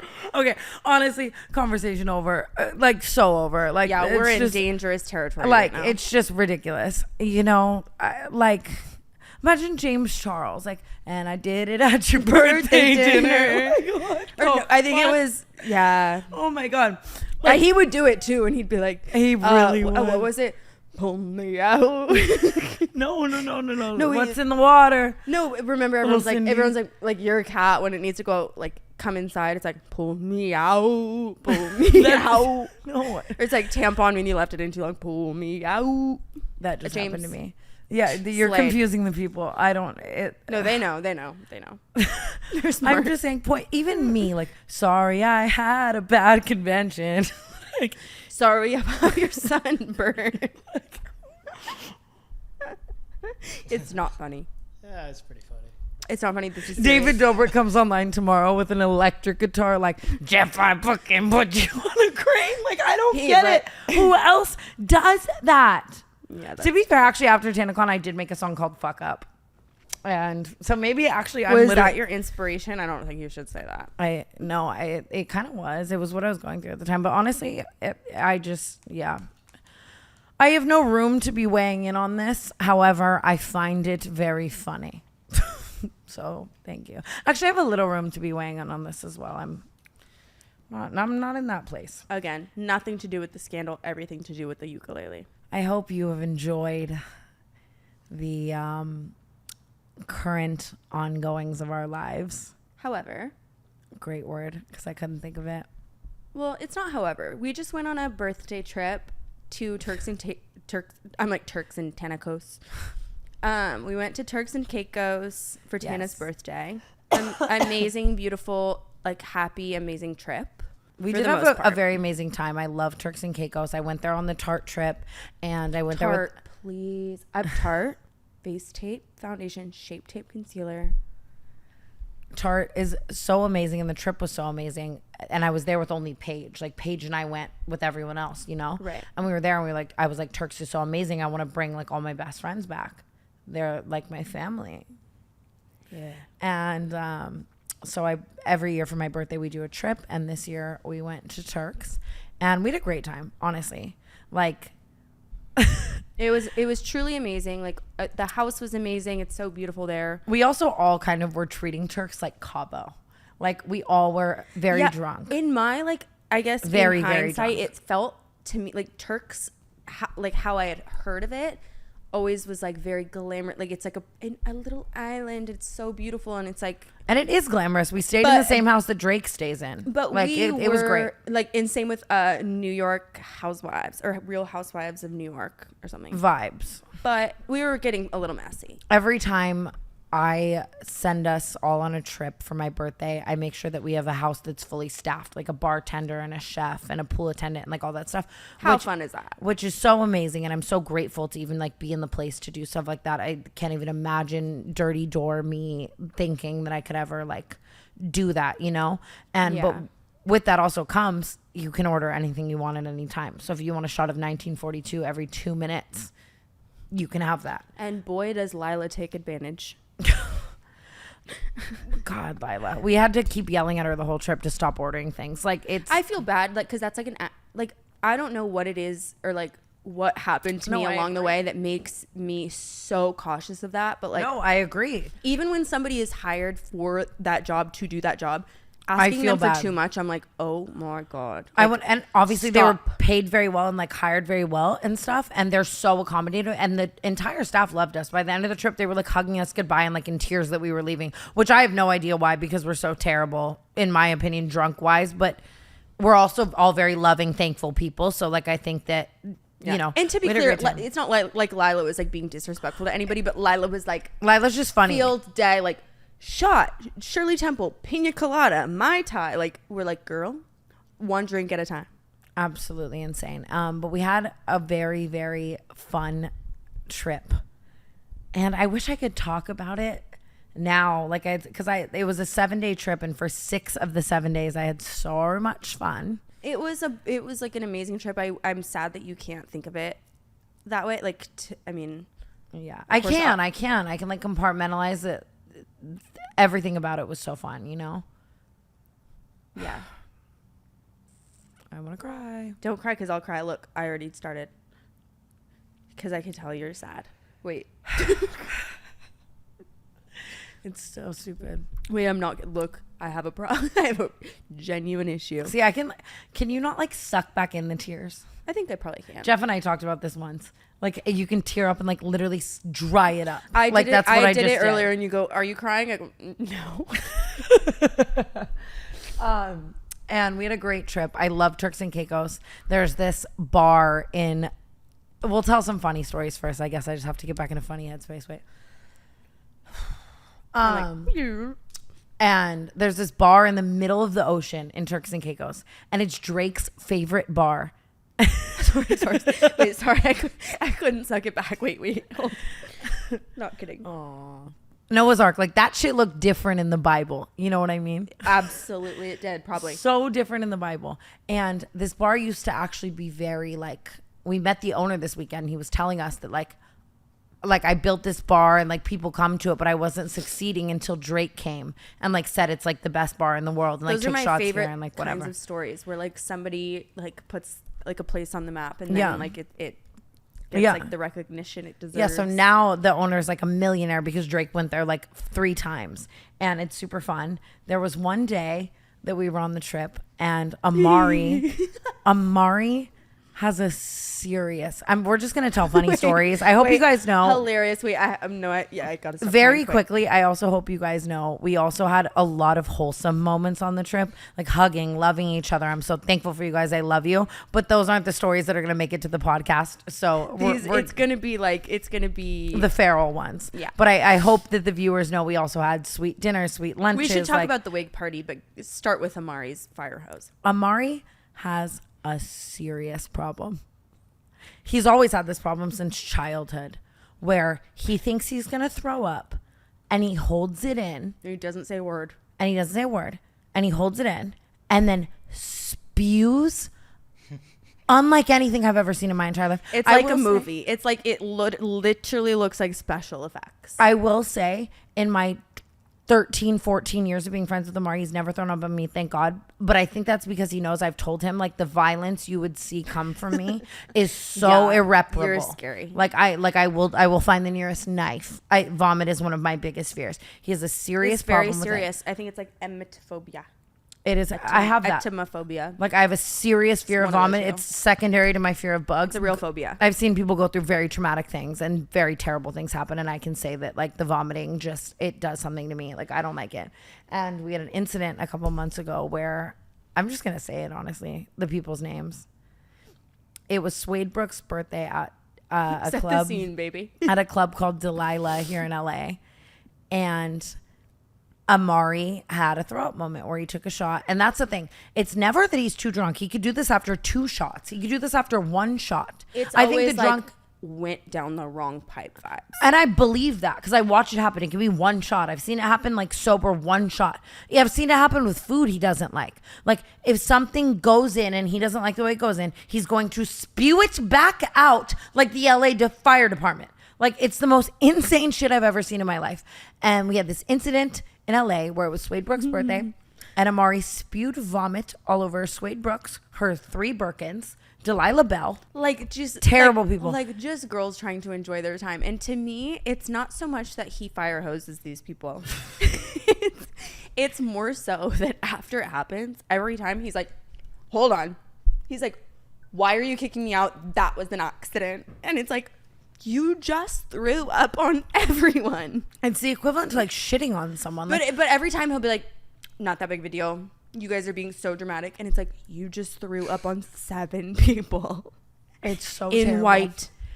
And we were at Noah's Ark in Turks, and Ty, Amari's ex-boyfriend, keep in mind, they've been broken up for a while, but Ty is also our best friend. So Amari's obviously my brother, and if anything ever terrible happened between them, like I'm always going to be there for my brother. Like, but the breakup was very mutual and amicable, and Ty's only best friends are all of us. Like Ty's around because he's best friends it's like with all the of us. family situation. It's like, okay, they're divorced, still in the family. Absolutely.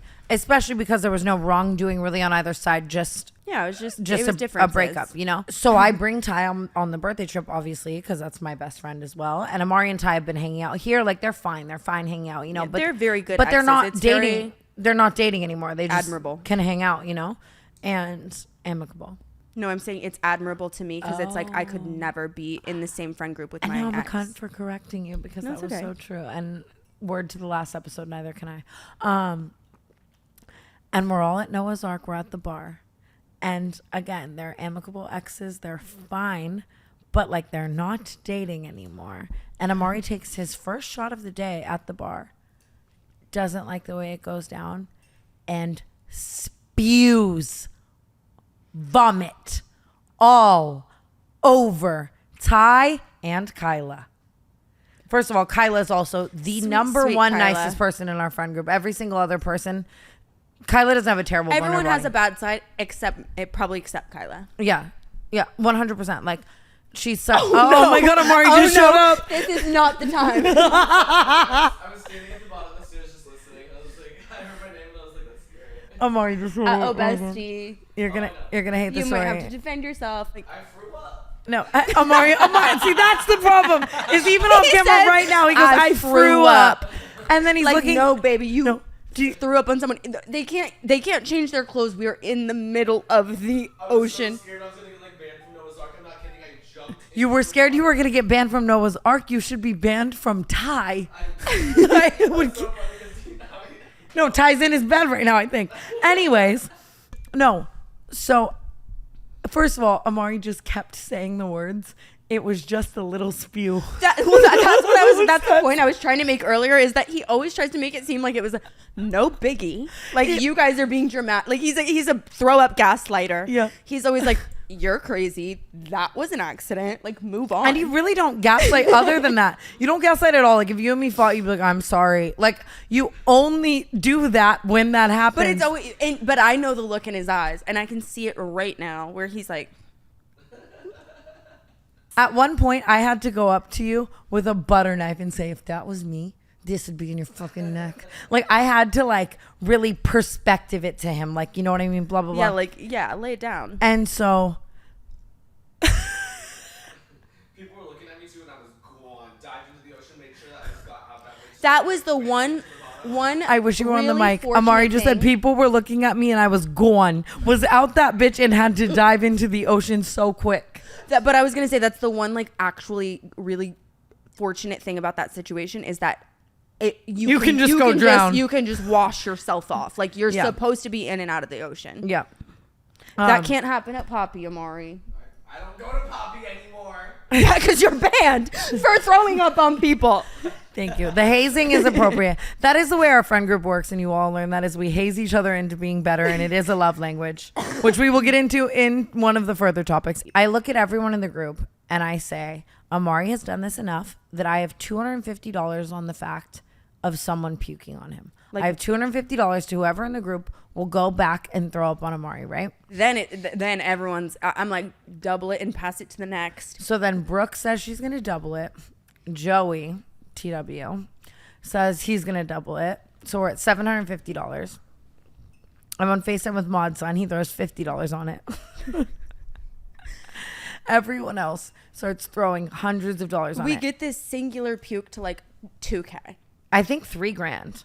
I think we got to $3,000 for someone to just go throw up on Amari, and we pay Lila, and she was trying all weekend, and we just like never got there. And especially, do you think it still applies, or do you think it had to happen in Turks?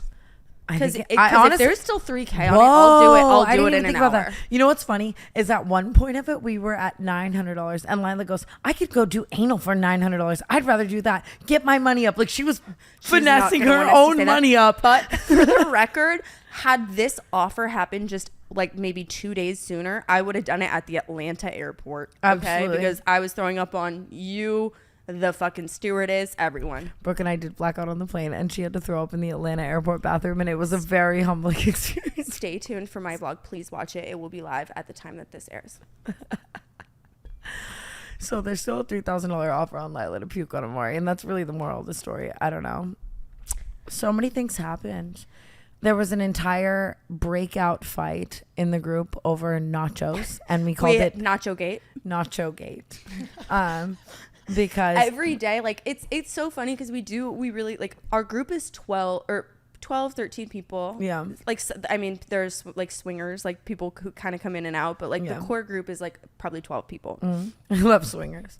No, well, we have people who are like in the group but not quite in it.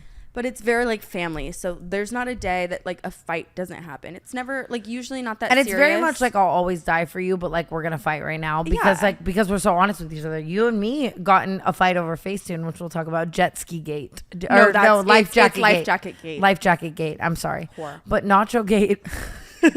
Nacho Gate breaks out because Lila has all this dirt and sand. No, Lila. Usually, she has sand and dirt. I was on go with Lila. Like me and Lila were bickering a lot, but in this particular scenario, I was totally on Lila's team because everyone was like, "I'm hungry. Like we need a snack." Okay, and we had people who were like on our staff and stuff, but I think they spoke like Czech. So a lot of the time when we asked if we'd be like, "Oh, make nachos," he'd be like, "Thank you." And it was fine, but like so we just obviously make our own snacks, like whatever. We just go in the kitchen. So Lila was like, "Okay, like I'll make nachos." So Lila goes to the kitchen and makes sand under her nails, though. Okay, but like you gotta give that. It doesn't matter. You weren't even there. You slept through this day. It's true. Lila, I will go to bat for you. She did pee the bed though. Lila also peed Brooke's bed. We'll get to that. Lila goes to the kitchen and she makes like literally the most beautiful plate of nachos I've ever seen. Did you drink that whole? I'll get Pop there. off. She's spending time in the kitchen. Lila's putting in work, okay? And she brings them out, sets them down, and I don't know if I should name names because I don't want to see. Well, Kyla, Paige, and Natalie go into jokes about they like start, how like, there's shit under her nails. cracking jokes about like you can't eat anything Lila makes because of like dirt under her nails or whatever. Like they're just making jokes, like being funny. But like if I were Lila, I'd be like, okay, dumb, stupid horse. I just made you these nachos. Fuck you. I can see both sides because I'm Lila. But I remember we were in the Atlanta airport and Lila told me she hadn't washed her hands in 3 days. You know, like there is a but then point. don't eat the nachos. Yeah, like, you don't have to say like she's fucking gross. Like she just made those for you. But also, my biggest life thing is do not try to dish the. I don't know the phrase. I'm sorry, I never know. If you can't take the heat, get out the kitchen. Yes, But Lila was essentially. in the kitchen making beautiful. Yes, nachos. but I'm saying Lila will shit on everyone in the room. So if someone's gonna shit on you for having, I know, but you know dirt what? under She'll your have her fingernails. moments where she'll randomly get her feelings hurt, and you're like, wait, you literally just like. She'll call me like a brown tooth, stupid, unlovable idiot, and then I'll be like, "Hey, Lila, I can see your hair extension showing," and she'll like and cry. she'll get her feelings And hurt. I'm like, my teeth aren't brown. I don't know. It was because it was the execution of it all. I know you were not present. I'm like reliving Nacho Gate right now. But everyone was so drunk that Natalie was literally talking at this level. And like Lila could hear her. And then she'd turn to me and she'd be like, she can't hear me. And I'm like, yes, she can. And so it just became this like literal brawl over a set of nachos that I consumed entirely by myself. Lila's nail dirt and all. But just how funny is that? And Like, we thought that- we were like, haha, funny. That's the We're thing. gonna And go then home an and hour it's later- like Nacho Gate was the fight of the weekend. And then how funny is it that an hour later, Brooke and Lila are like hugging in the pool, like you're my sister. I would No, die for I you. was always on Team Lila. Natalie and Lila then like we'll all just like be so real about things and like be like fuck you okay, we're good now because we got it out, and We then had like to an hour talk about later our we'll love fight. each other. Brooke and I had a fight. We had one fight of the week, which is like actually good because not to make it sound bad, but we do fight a lot. Like, but just like, it's always like funny, like Yeah. haha fight. Like I don't like think sister we fights. fight like serious fight. Our only ever serious fight was the Mindy Sitch. Yeah, it's like And we'll talk about that, sister, It's but- sister fights. It's just like Yeah. don't fucking. Do That's that the thing. kind of It's so sister. Like we'll yell for 20 minutes and then we'll be like, but I love you anyways. Like But who should tell their perspective first? I think me. Personally, is this jet ski or life this jacket? is life gate? jacket gate. We love adding gate to everything now. It's our new thing. And I'm gonna tell this story in a nice way. Thanks. We were having, I'm not kidding, this was like probably if I were gonna like rank top 10 days of my life, especially because of what happened at the end of this day, my favorite days ever. Okay, I was having so much fun. It was like blissful. Everyone's like jet skiing, swimming, whatever. I take a photo, like Ari's on a jet ski, Tana's on the back, Lila and Natalie are like literally like pitter pattering in the pool. Like it is the sweetest photo. I take a photo, like I got the whole scene. Okay. And I know my friend. Okay. So I'm like, she's hunchback on a jet ski. Notre Dame.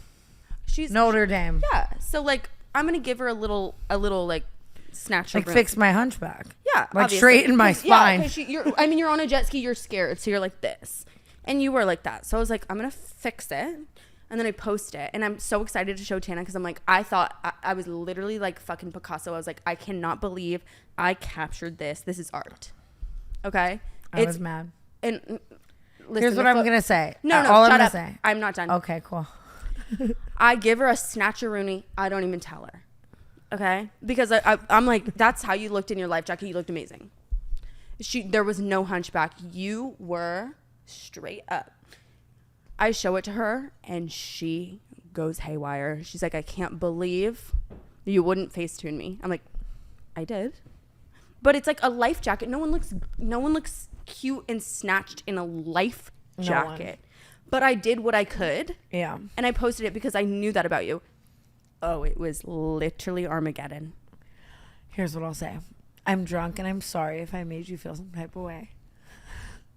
Because that's not what I was going for. What happened is my hunchback was so bad that Brooke was reshaping me on Facetune in, which is understandable. You're straightening my spine. You're fixing what is like terribly awful. Like you're making me look the way I looked in my life jacket standing. But my ass got caught up in the reshape. Oh. Like in the Collateral. in the collateral. And so my butt looked way smaller than it is. I'll show it on the Cancelled podcast right now if I have to. I have the video. She made me And- delete it. Oh, you. I have it from the group chat. No, I don't think you should even show it because it's. I honestly went a little crazy. Don't show it. Don't Okay. show it. I know she's gonna cut it anyway. Don't show it. But I just wanted my butt to look how my little butt looks with my life jacket standing up.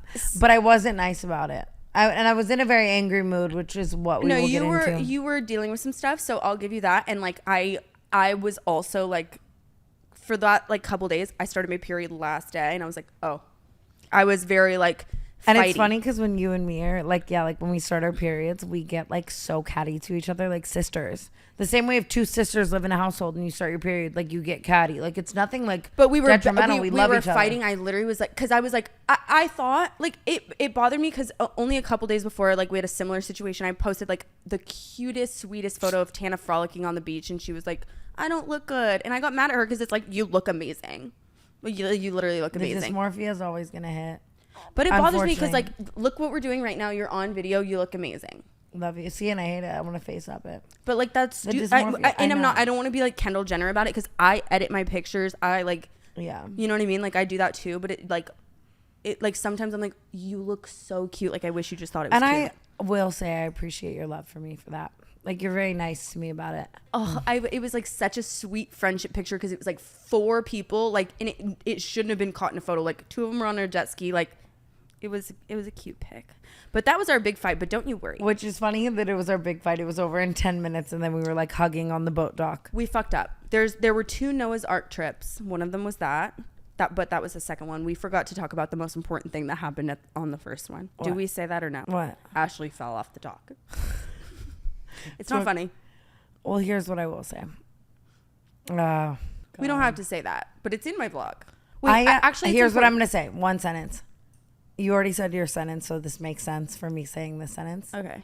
I understand what it is like to see someone do some shit that's funny as fuck or that sucks when they have not necessarily been so nice to you. It wasn't even so much. Well, And so yeah, Ashley fell off the dock. And so Brooke was, for 2 days, someone looked at you at one point and goes, the only sentence I've heard you say for a day is Ashley fell off the dock. Honestly, I'm sorry that something's wrong. I'm not kidding. It was like a record player in my head. Like that's all I could think about. No, 100%. But it was I like had to kiss we were all that drunk. There's a photo of that day, and I was so hammered that like No, we got off the yacht.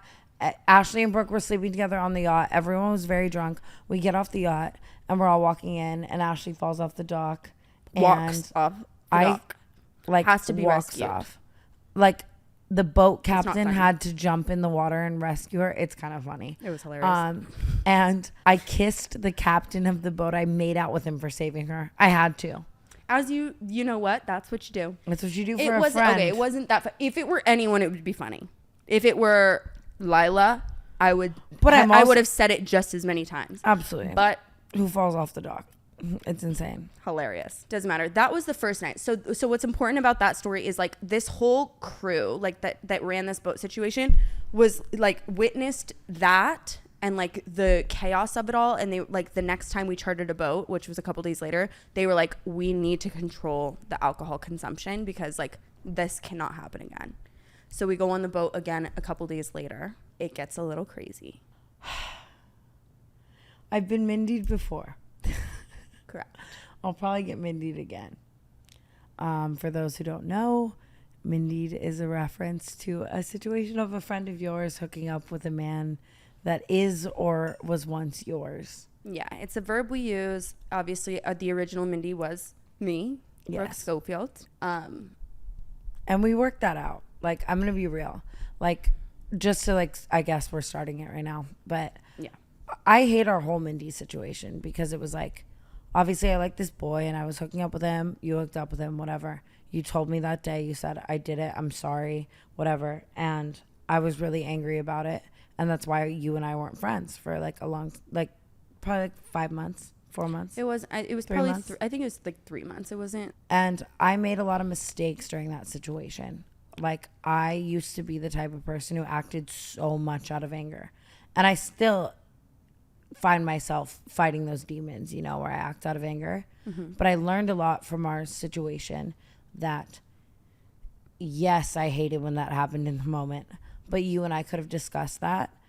I should have never made that YouTube video. Yeah, but at the same time, like, you were not invalid in making the, like, of course, like, there were parts of it that I like didn't love, but you're extremely hurt in a situation by somebody who was very close to you. I understand now, maybe not so much at the time, but like I understand now, like, where your head was at making the video. And I used to be the type of person where when anything hurt me, I would just, like, that's why I started YouTube, because I hated my family, I hated everything. Like, I would just make a video, like, when yeah, you're like a responsive person. Don't do it all. where like where like I had nothing to lose, so I'd make a video about what hurt me. I would tell the people who watched me, because I felt like they were the only people who would listen. Yeah. And so I became that type of person, and like I was very hurt by you, so I made a video. And then you and I became friends again, and people would always be like, why do you do that? You're so forgiving. It's like, because you should never end your friendship over a stupid boy. Don't get me wrong. If I date someone for fucking years and years and I love him, like if anyone fucks Chris Miles, or if anyone That's a fucks Jake friendship Paul, or if ruiner. anyone fucks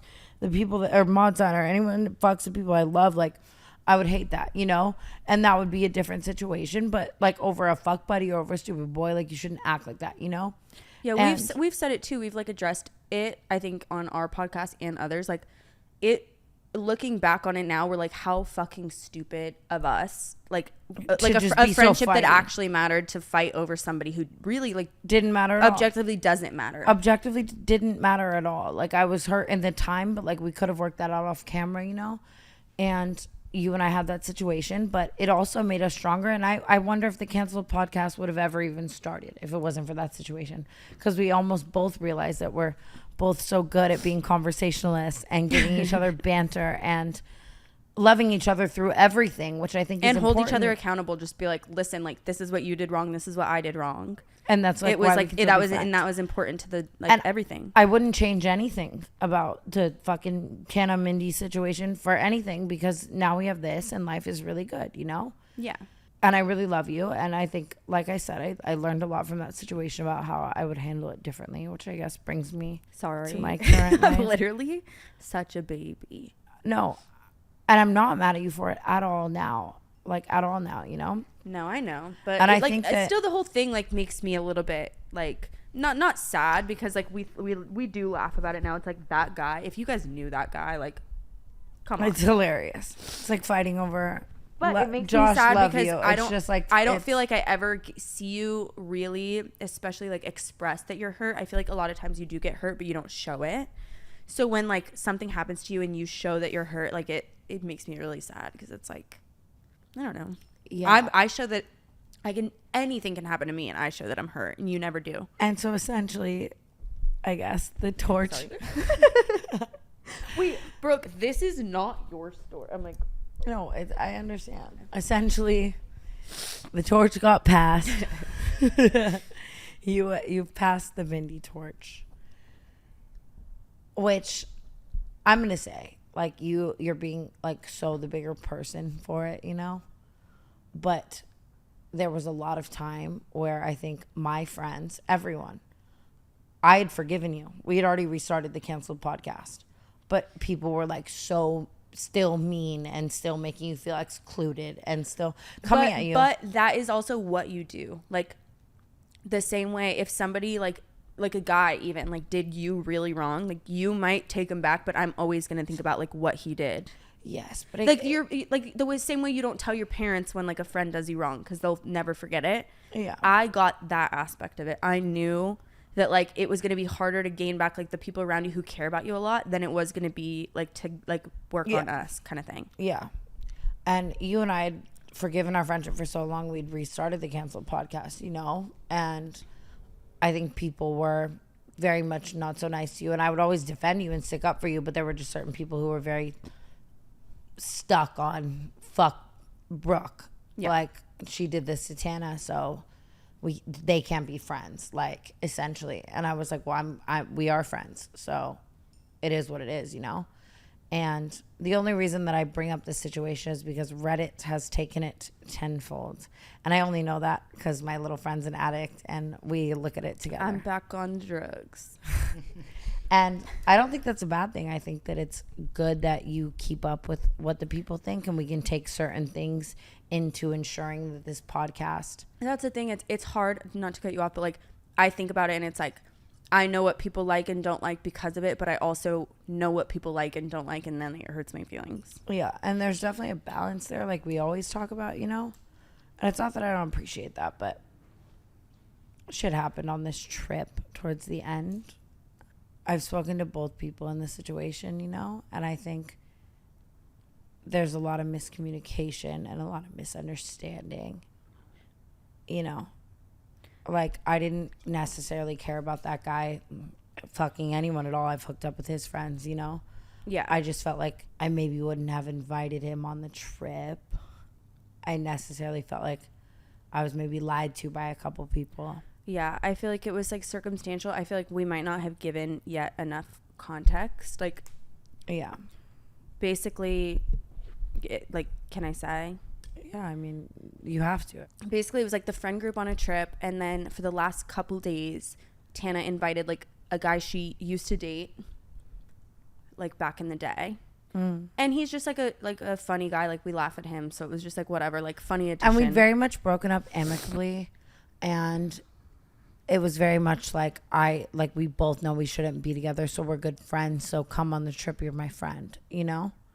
And I totally feel that way, but at the same time, my family every day is like, marry him, and he's calling me on holidays. Yeah, you have a little soft spot for him. Like, I it's care like, about he's a him. good guy. I don't like, necessarily think that like we should be back together, like, at all. Like, but it happened, and yeah, a soft spot is the perfect way to explain it. As much as we want to say like we don't care and stuff, like if you're in the same place with the same guy, like I know that would have been not I also a good think idea. the factor of another 10 people on a trip who feel some type of way about both sides. You know, Yeah. there are certain people who ship me and Pool Boy, and certain people who ship you and Pool Boy, and certain people who would yell at me for being mad at you or yell at you for being mad at me, and yeah, like whatever. would have just been messy. Like, it just would have been messy, you know? And so maybe this person who was invited on the trip wouldn't have been invited if I was aware that there was a second person factor into it. Yeah. And the way I just like found everything out really hurt my feelings, Yeah. you know, because I just don't think you need to like lie to people, you know, Yeah. like, especially people you love. Like, it's never, caring about this man was never in question. It's caring about your friendships. And that was the same thing with our OG Mindy situation, is yeah, it's a principle. like, just tell your friends what's good. That's why we're cool over Pool Boy. You literally asked my permission. I said, go for it. Like, I don't give a fuck if someone like brings something up and is like, hey, like, again, I know who I am and how I am. Like, I've dated a decent amount of people, and there's a decent amount of people that I've dated that are now just like my bros. Yeah. Like, and I mean that sincerely. And I know that sounds like, I don't care if it sounds pick me, it's the truth. Like, I've dated certain people that can now be my friends, but at the same time, I still dated them and cared about them at one point, and would like anyone who gets with them to be honest with me about it, especially if there's an 8-month longevity to it, you know? But like an example, I did ask your permission about Pool Boy initially, just because I knew I wanted to do it, and I knew it'd been a long time since like you guys had hooked up. But still, the second it happened, I call Amari. I go, how do I tell her? Like, I have to tell her, obviously. Like, it's just like, I don't know. It's like accountability is like a big. And my mom texted me this today. She was like, listen, I don't care if you guys have to go to the moon to find someone that the other one hasn't hooked up with. I think that would be the best thing for you, whether you're in LA or not. And that is like, we get comments about that too, because like it's a little hard to talk about the topic when we openly talk about how we like have hooked up with the same guys. Like, we started this podcast with like a conversation about how we both like had gone on a date with the same guy. Yeah. But it's like a friendship thing and like a family thing is like the communication of it all, just being like, just saying like, this is what I did. Yeah, like I literally said, hey, I went on a date with, we're talking about Trevor. Like I was like, Yeah. I went on a date with Trevor. Feel free to do your thing. That's fine. I just think when there's lack of communication there and lack of honesty is like where I sit with.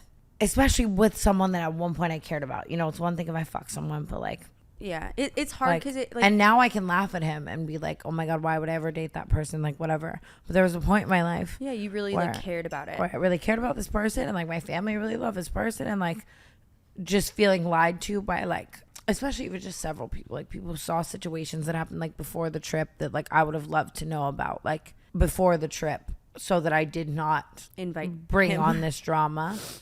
And I hate that it's even on Reddit and I even have to like talk about it because I'm trying to tread lightly because like I said, I learned so much from the Mindy situation. Like I love Ashley. That's my sister, you know? Yeah.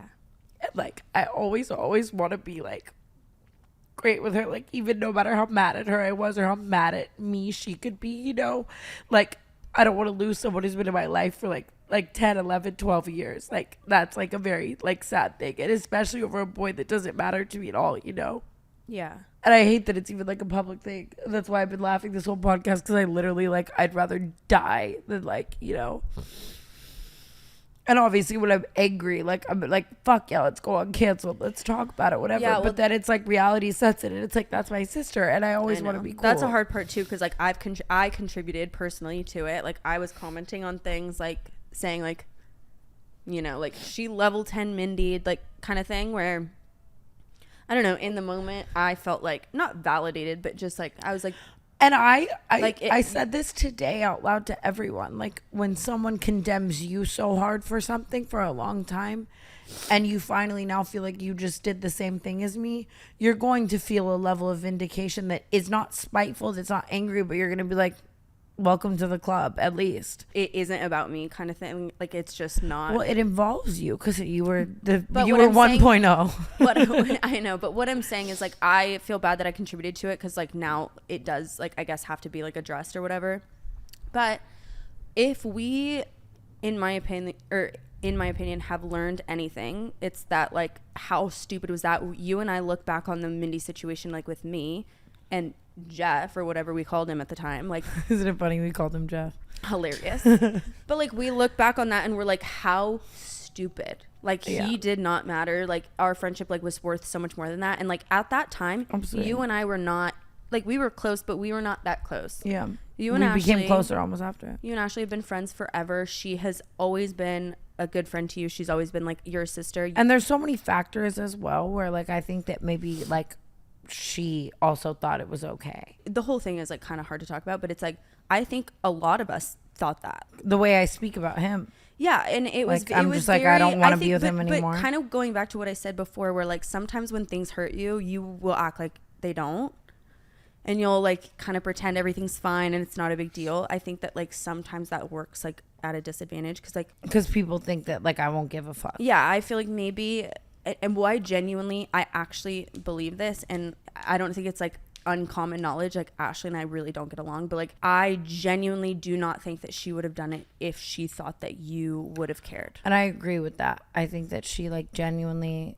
you know, and like even the first day I was laughing like at everything happening, and I think they thought I was just giggling about it, but I was more so like processing it and like preparing how I was going to speak to both of them about it, you know? Me being like quote unquote heartless like works so terribly in my disadvantage. Nobody thinks you're heartless. Like it works so terribly in my disadvantage because like when things do hurt me, like everyone's like, wait, what? You know? And it's like obviously things hurt me. I'm a human being. no, you know? I think you, I don't know, like you pick and choose like what you show.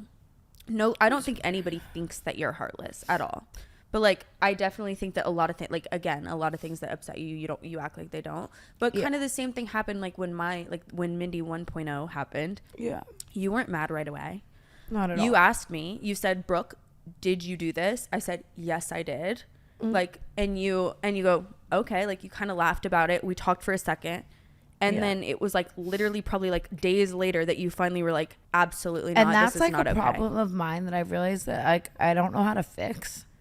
No, but like, well, that's not abnormal. That's like processing things. like I will always like look at something and be very normal about it, and then I will take like 5 days to like 3 days, whatever it is, like 48 hours to process how I truly feel and how to compartmentalize my emotions and what I should react on and what I shouldn't react on. But that's a who's good wrong. thing, because I feel like maybe when you were younger, you weren't as good at that. It works in my favor and not in my favor, because you know, like, if you're compartmentalizing It's good for your emotions, career, maybe, but not like for your like, personal life. I think I've just always been the type of person, even like if a boyfriend cheats on me, like at first I'll be like, okay, cool. And then 3 days later, I'll be like, okay, now, like, let's talk about it. I'm going to sob and I'm going to ruin your life. Like, But that's you know. a very normal, like, I have that too, where like I won't be mad at something and then I think about it a little harder than I am. I just always have been the type of person, and maybe it comes from my childhood, where I feel like I have to get my puzzle pieces together before I like discuss something, you know? Like, Yeah, even in like- my childhood, if I was going to go like fight with my family, like I would have to like have my reasoning to be able to have a leg to stand on. So it just comes from like how I am. Again, it sucks and it doesn't. Like it stops me from being so reactive, but at the same time I bottle things up and piece things together, and then when I do react, it's not necessarily good. I always say when I was with Chris Miles, like and we would fight, like I would see red, like just red. Yeah. Like, and I would just become this person that I wasn't, because I would see so red, and I've never done that in my life really. And I saw red towards certain aspects of this situation, towards feeling lied to, towards feeling like people defending people because they felt like they should, towards knowing that I was in the right, and, you know, Yeah. so on and so forth. And so eventually when I got to the point where I like showed my emotions and was seeing red, it was like, Tana, shouldn't you have done this 2 days ago? And it was like, I'm sorry for taking so long, but like, No. I had to, like, I'll always be the type of person who will put every piece in the puzzle before I react. Yeah. And that's like a good and a bad thing, you know? Yes. But like in this particular situation, since we're on a trip with 12 people, and we all knew the first day. And so once the first day happened, Tana knew, and like we felt like maybe she didn't care. Or second day, that's the issue, is like I almost feel like people felt like valid, like, or like, oh, like she doesn't get to be mad, and I don't think that's necessarily fair. I think again you needed like time to process, like, and people also thought I didn't care, and then people thought I did care, and like it just became this whole big dramatic thing that should have been handled between two people. Because again, the man has nothing to do with this, sincerely. It never does. Like, it's never the guy. Like, it's just what you feel like with your friends. He also was like very, like, I don't mean to air people out, but certain people were very honest with me. Like, hey, this happened, and I didn't tell you, and here it is. And then there were like a lot of excuses on the other side, and it really broke my heart, you know? Yeah. And so it was just like a hard thing to deal with, and it still is. But at the end of the day, like, that's my family, and I learned a lot from our situation, that I don't want people to condemn someone that's my family when like it's our own situation to handle. And I wish it was never on the internet, but Yeah. anger supersedes, I guess. Shitty situation. It's horrible. Everybody, unfortunately, is like we are all like on the internet and like kind of chronically online. Like, everybody's like, I mean, And me people too. never I've talk contributed about to that. it. Like, and I do feel bad about that. Like, honestly, no offense, I don't feel bad about it, like, necessarily to her Personally, but no. I feel bad between you and I, because like I don't. No, and I said this today, like, if someone treats you like shit for years when you are forgiven for something that was so against the world for you to do, you know? Like, everyone was like, oh my God, this is the most terrible thing Brooke could ever do. If someone treats you for years after you've been forgiven by me, who you did it to, like shit, when you see the roles reverse, there's going to be a part of you, I would have the same part of me, where it's like, welcome to the party. I feel bad you know? to say that, because again, like, it is not about me, and I feel horrible that you felt that way and felt so bad. And but I would know be, that, I would, but I honest to God, understand where you can come I would from, where be- you're like, I would be lying if I said that like some part of me wasn't like, okay, because you were the and, devil. like for I 2 years. know, of course, it's gonna make me look petty and stuff. I've never been able to like publicly say at all, because again, our friend group is very much family. 12 people, a 12-person friend group does not exist, in my opinion. It's like a family. It's like you have, you know, like I'm best friends with you, but just because somebody's your best friend doesn't mean I'm their best friend. Yeah. And I'm never going to disrespect this person because like you care about them kind of thing. Yeah. But I have been through the ringer through it. Well, I feel like, in my opinion, I've been like so poorly treated by her the whole, but always with good intention toward you, always because like she was protecting you. Yeah. And but stuff. if you're going to move on similar level, like, I understand. But I'm going to be honest, like her doing the same thing except 20 times over, premeditated. I'm not going to lie. I was like, hold on. Which is understandable, and that's what makes this drama have so many factors, you know? Yeah. Like, the whole thing is a really messy situation, but it's not, in my opinion, unforgivable. Like, it's not. There were so many like sides and perspectives. Same thing with stuff. you. Like, same thing with you. It's not unforgivable. Again, if it was someone that I was so massively in love with for the rest of my life, like, of course it's unforgivable. Get cut off. Like, Josie and I were just talking about that. Like, there's certain people in Josie's life who've done things. Yeah, like you that have your her. people like that people know. You just know to never go near. Yeah, and I know that all of you would never go near the people known to never go near. And again, I'm Tana. I'm insane in LA. I've dated a lot of people, and that's why, like, even with us with Pool Boy, I hate to use him as a reference again, but like, open communication is all that matters, because there's so many people I don't care about. I just never want to feel like I'm lied to. Yeah. As long as people are honest with me, I don't really care, you know? Yeah. Everything will be fine. And I think that I learned a lot. Like, I hated seeing you get so much hate after I was out of my, like, being angry at you. And I no longer want to project that onto anyone. Like, if I love someone and I forgive them, then sure, go on your Reddit threads and say, like, Tana's wrong for forgiving people. And maybe 25 is the year for me where I have to learn things, learn what friendship is, learn certain things. But at the same time, when someone's your friend for 12 years and it's over someone you don't care about, like, and it's a stupid little fight, that's like, was my point, is like, that's what sucks about the internet. Is like, every friend group has fights like this. I'm in 10,000 group chats with all of my other friends where everyone has fights like this every day, but we're in a place where shit just goes straight to the internet. Yeah. Even if it's a like or an unfollow or a, like, anything. That's how I found out. Or a text and a screenshot.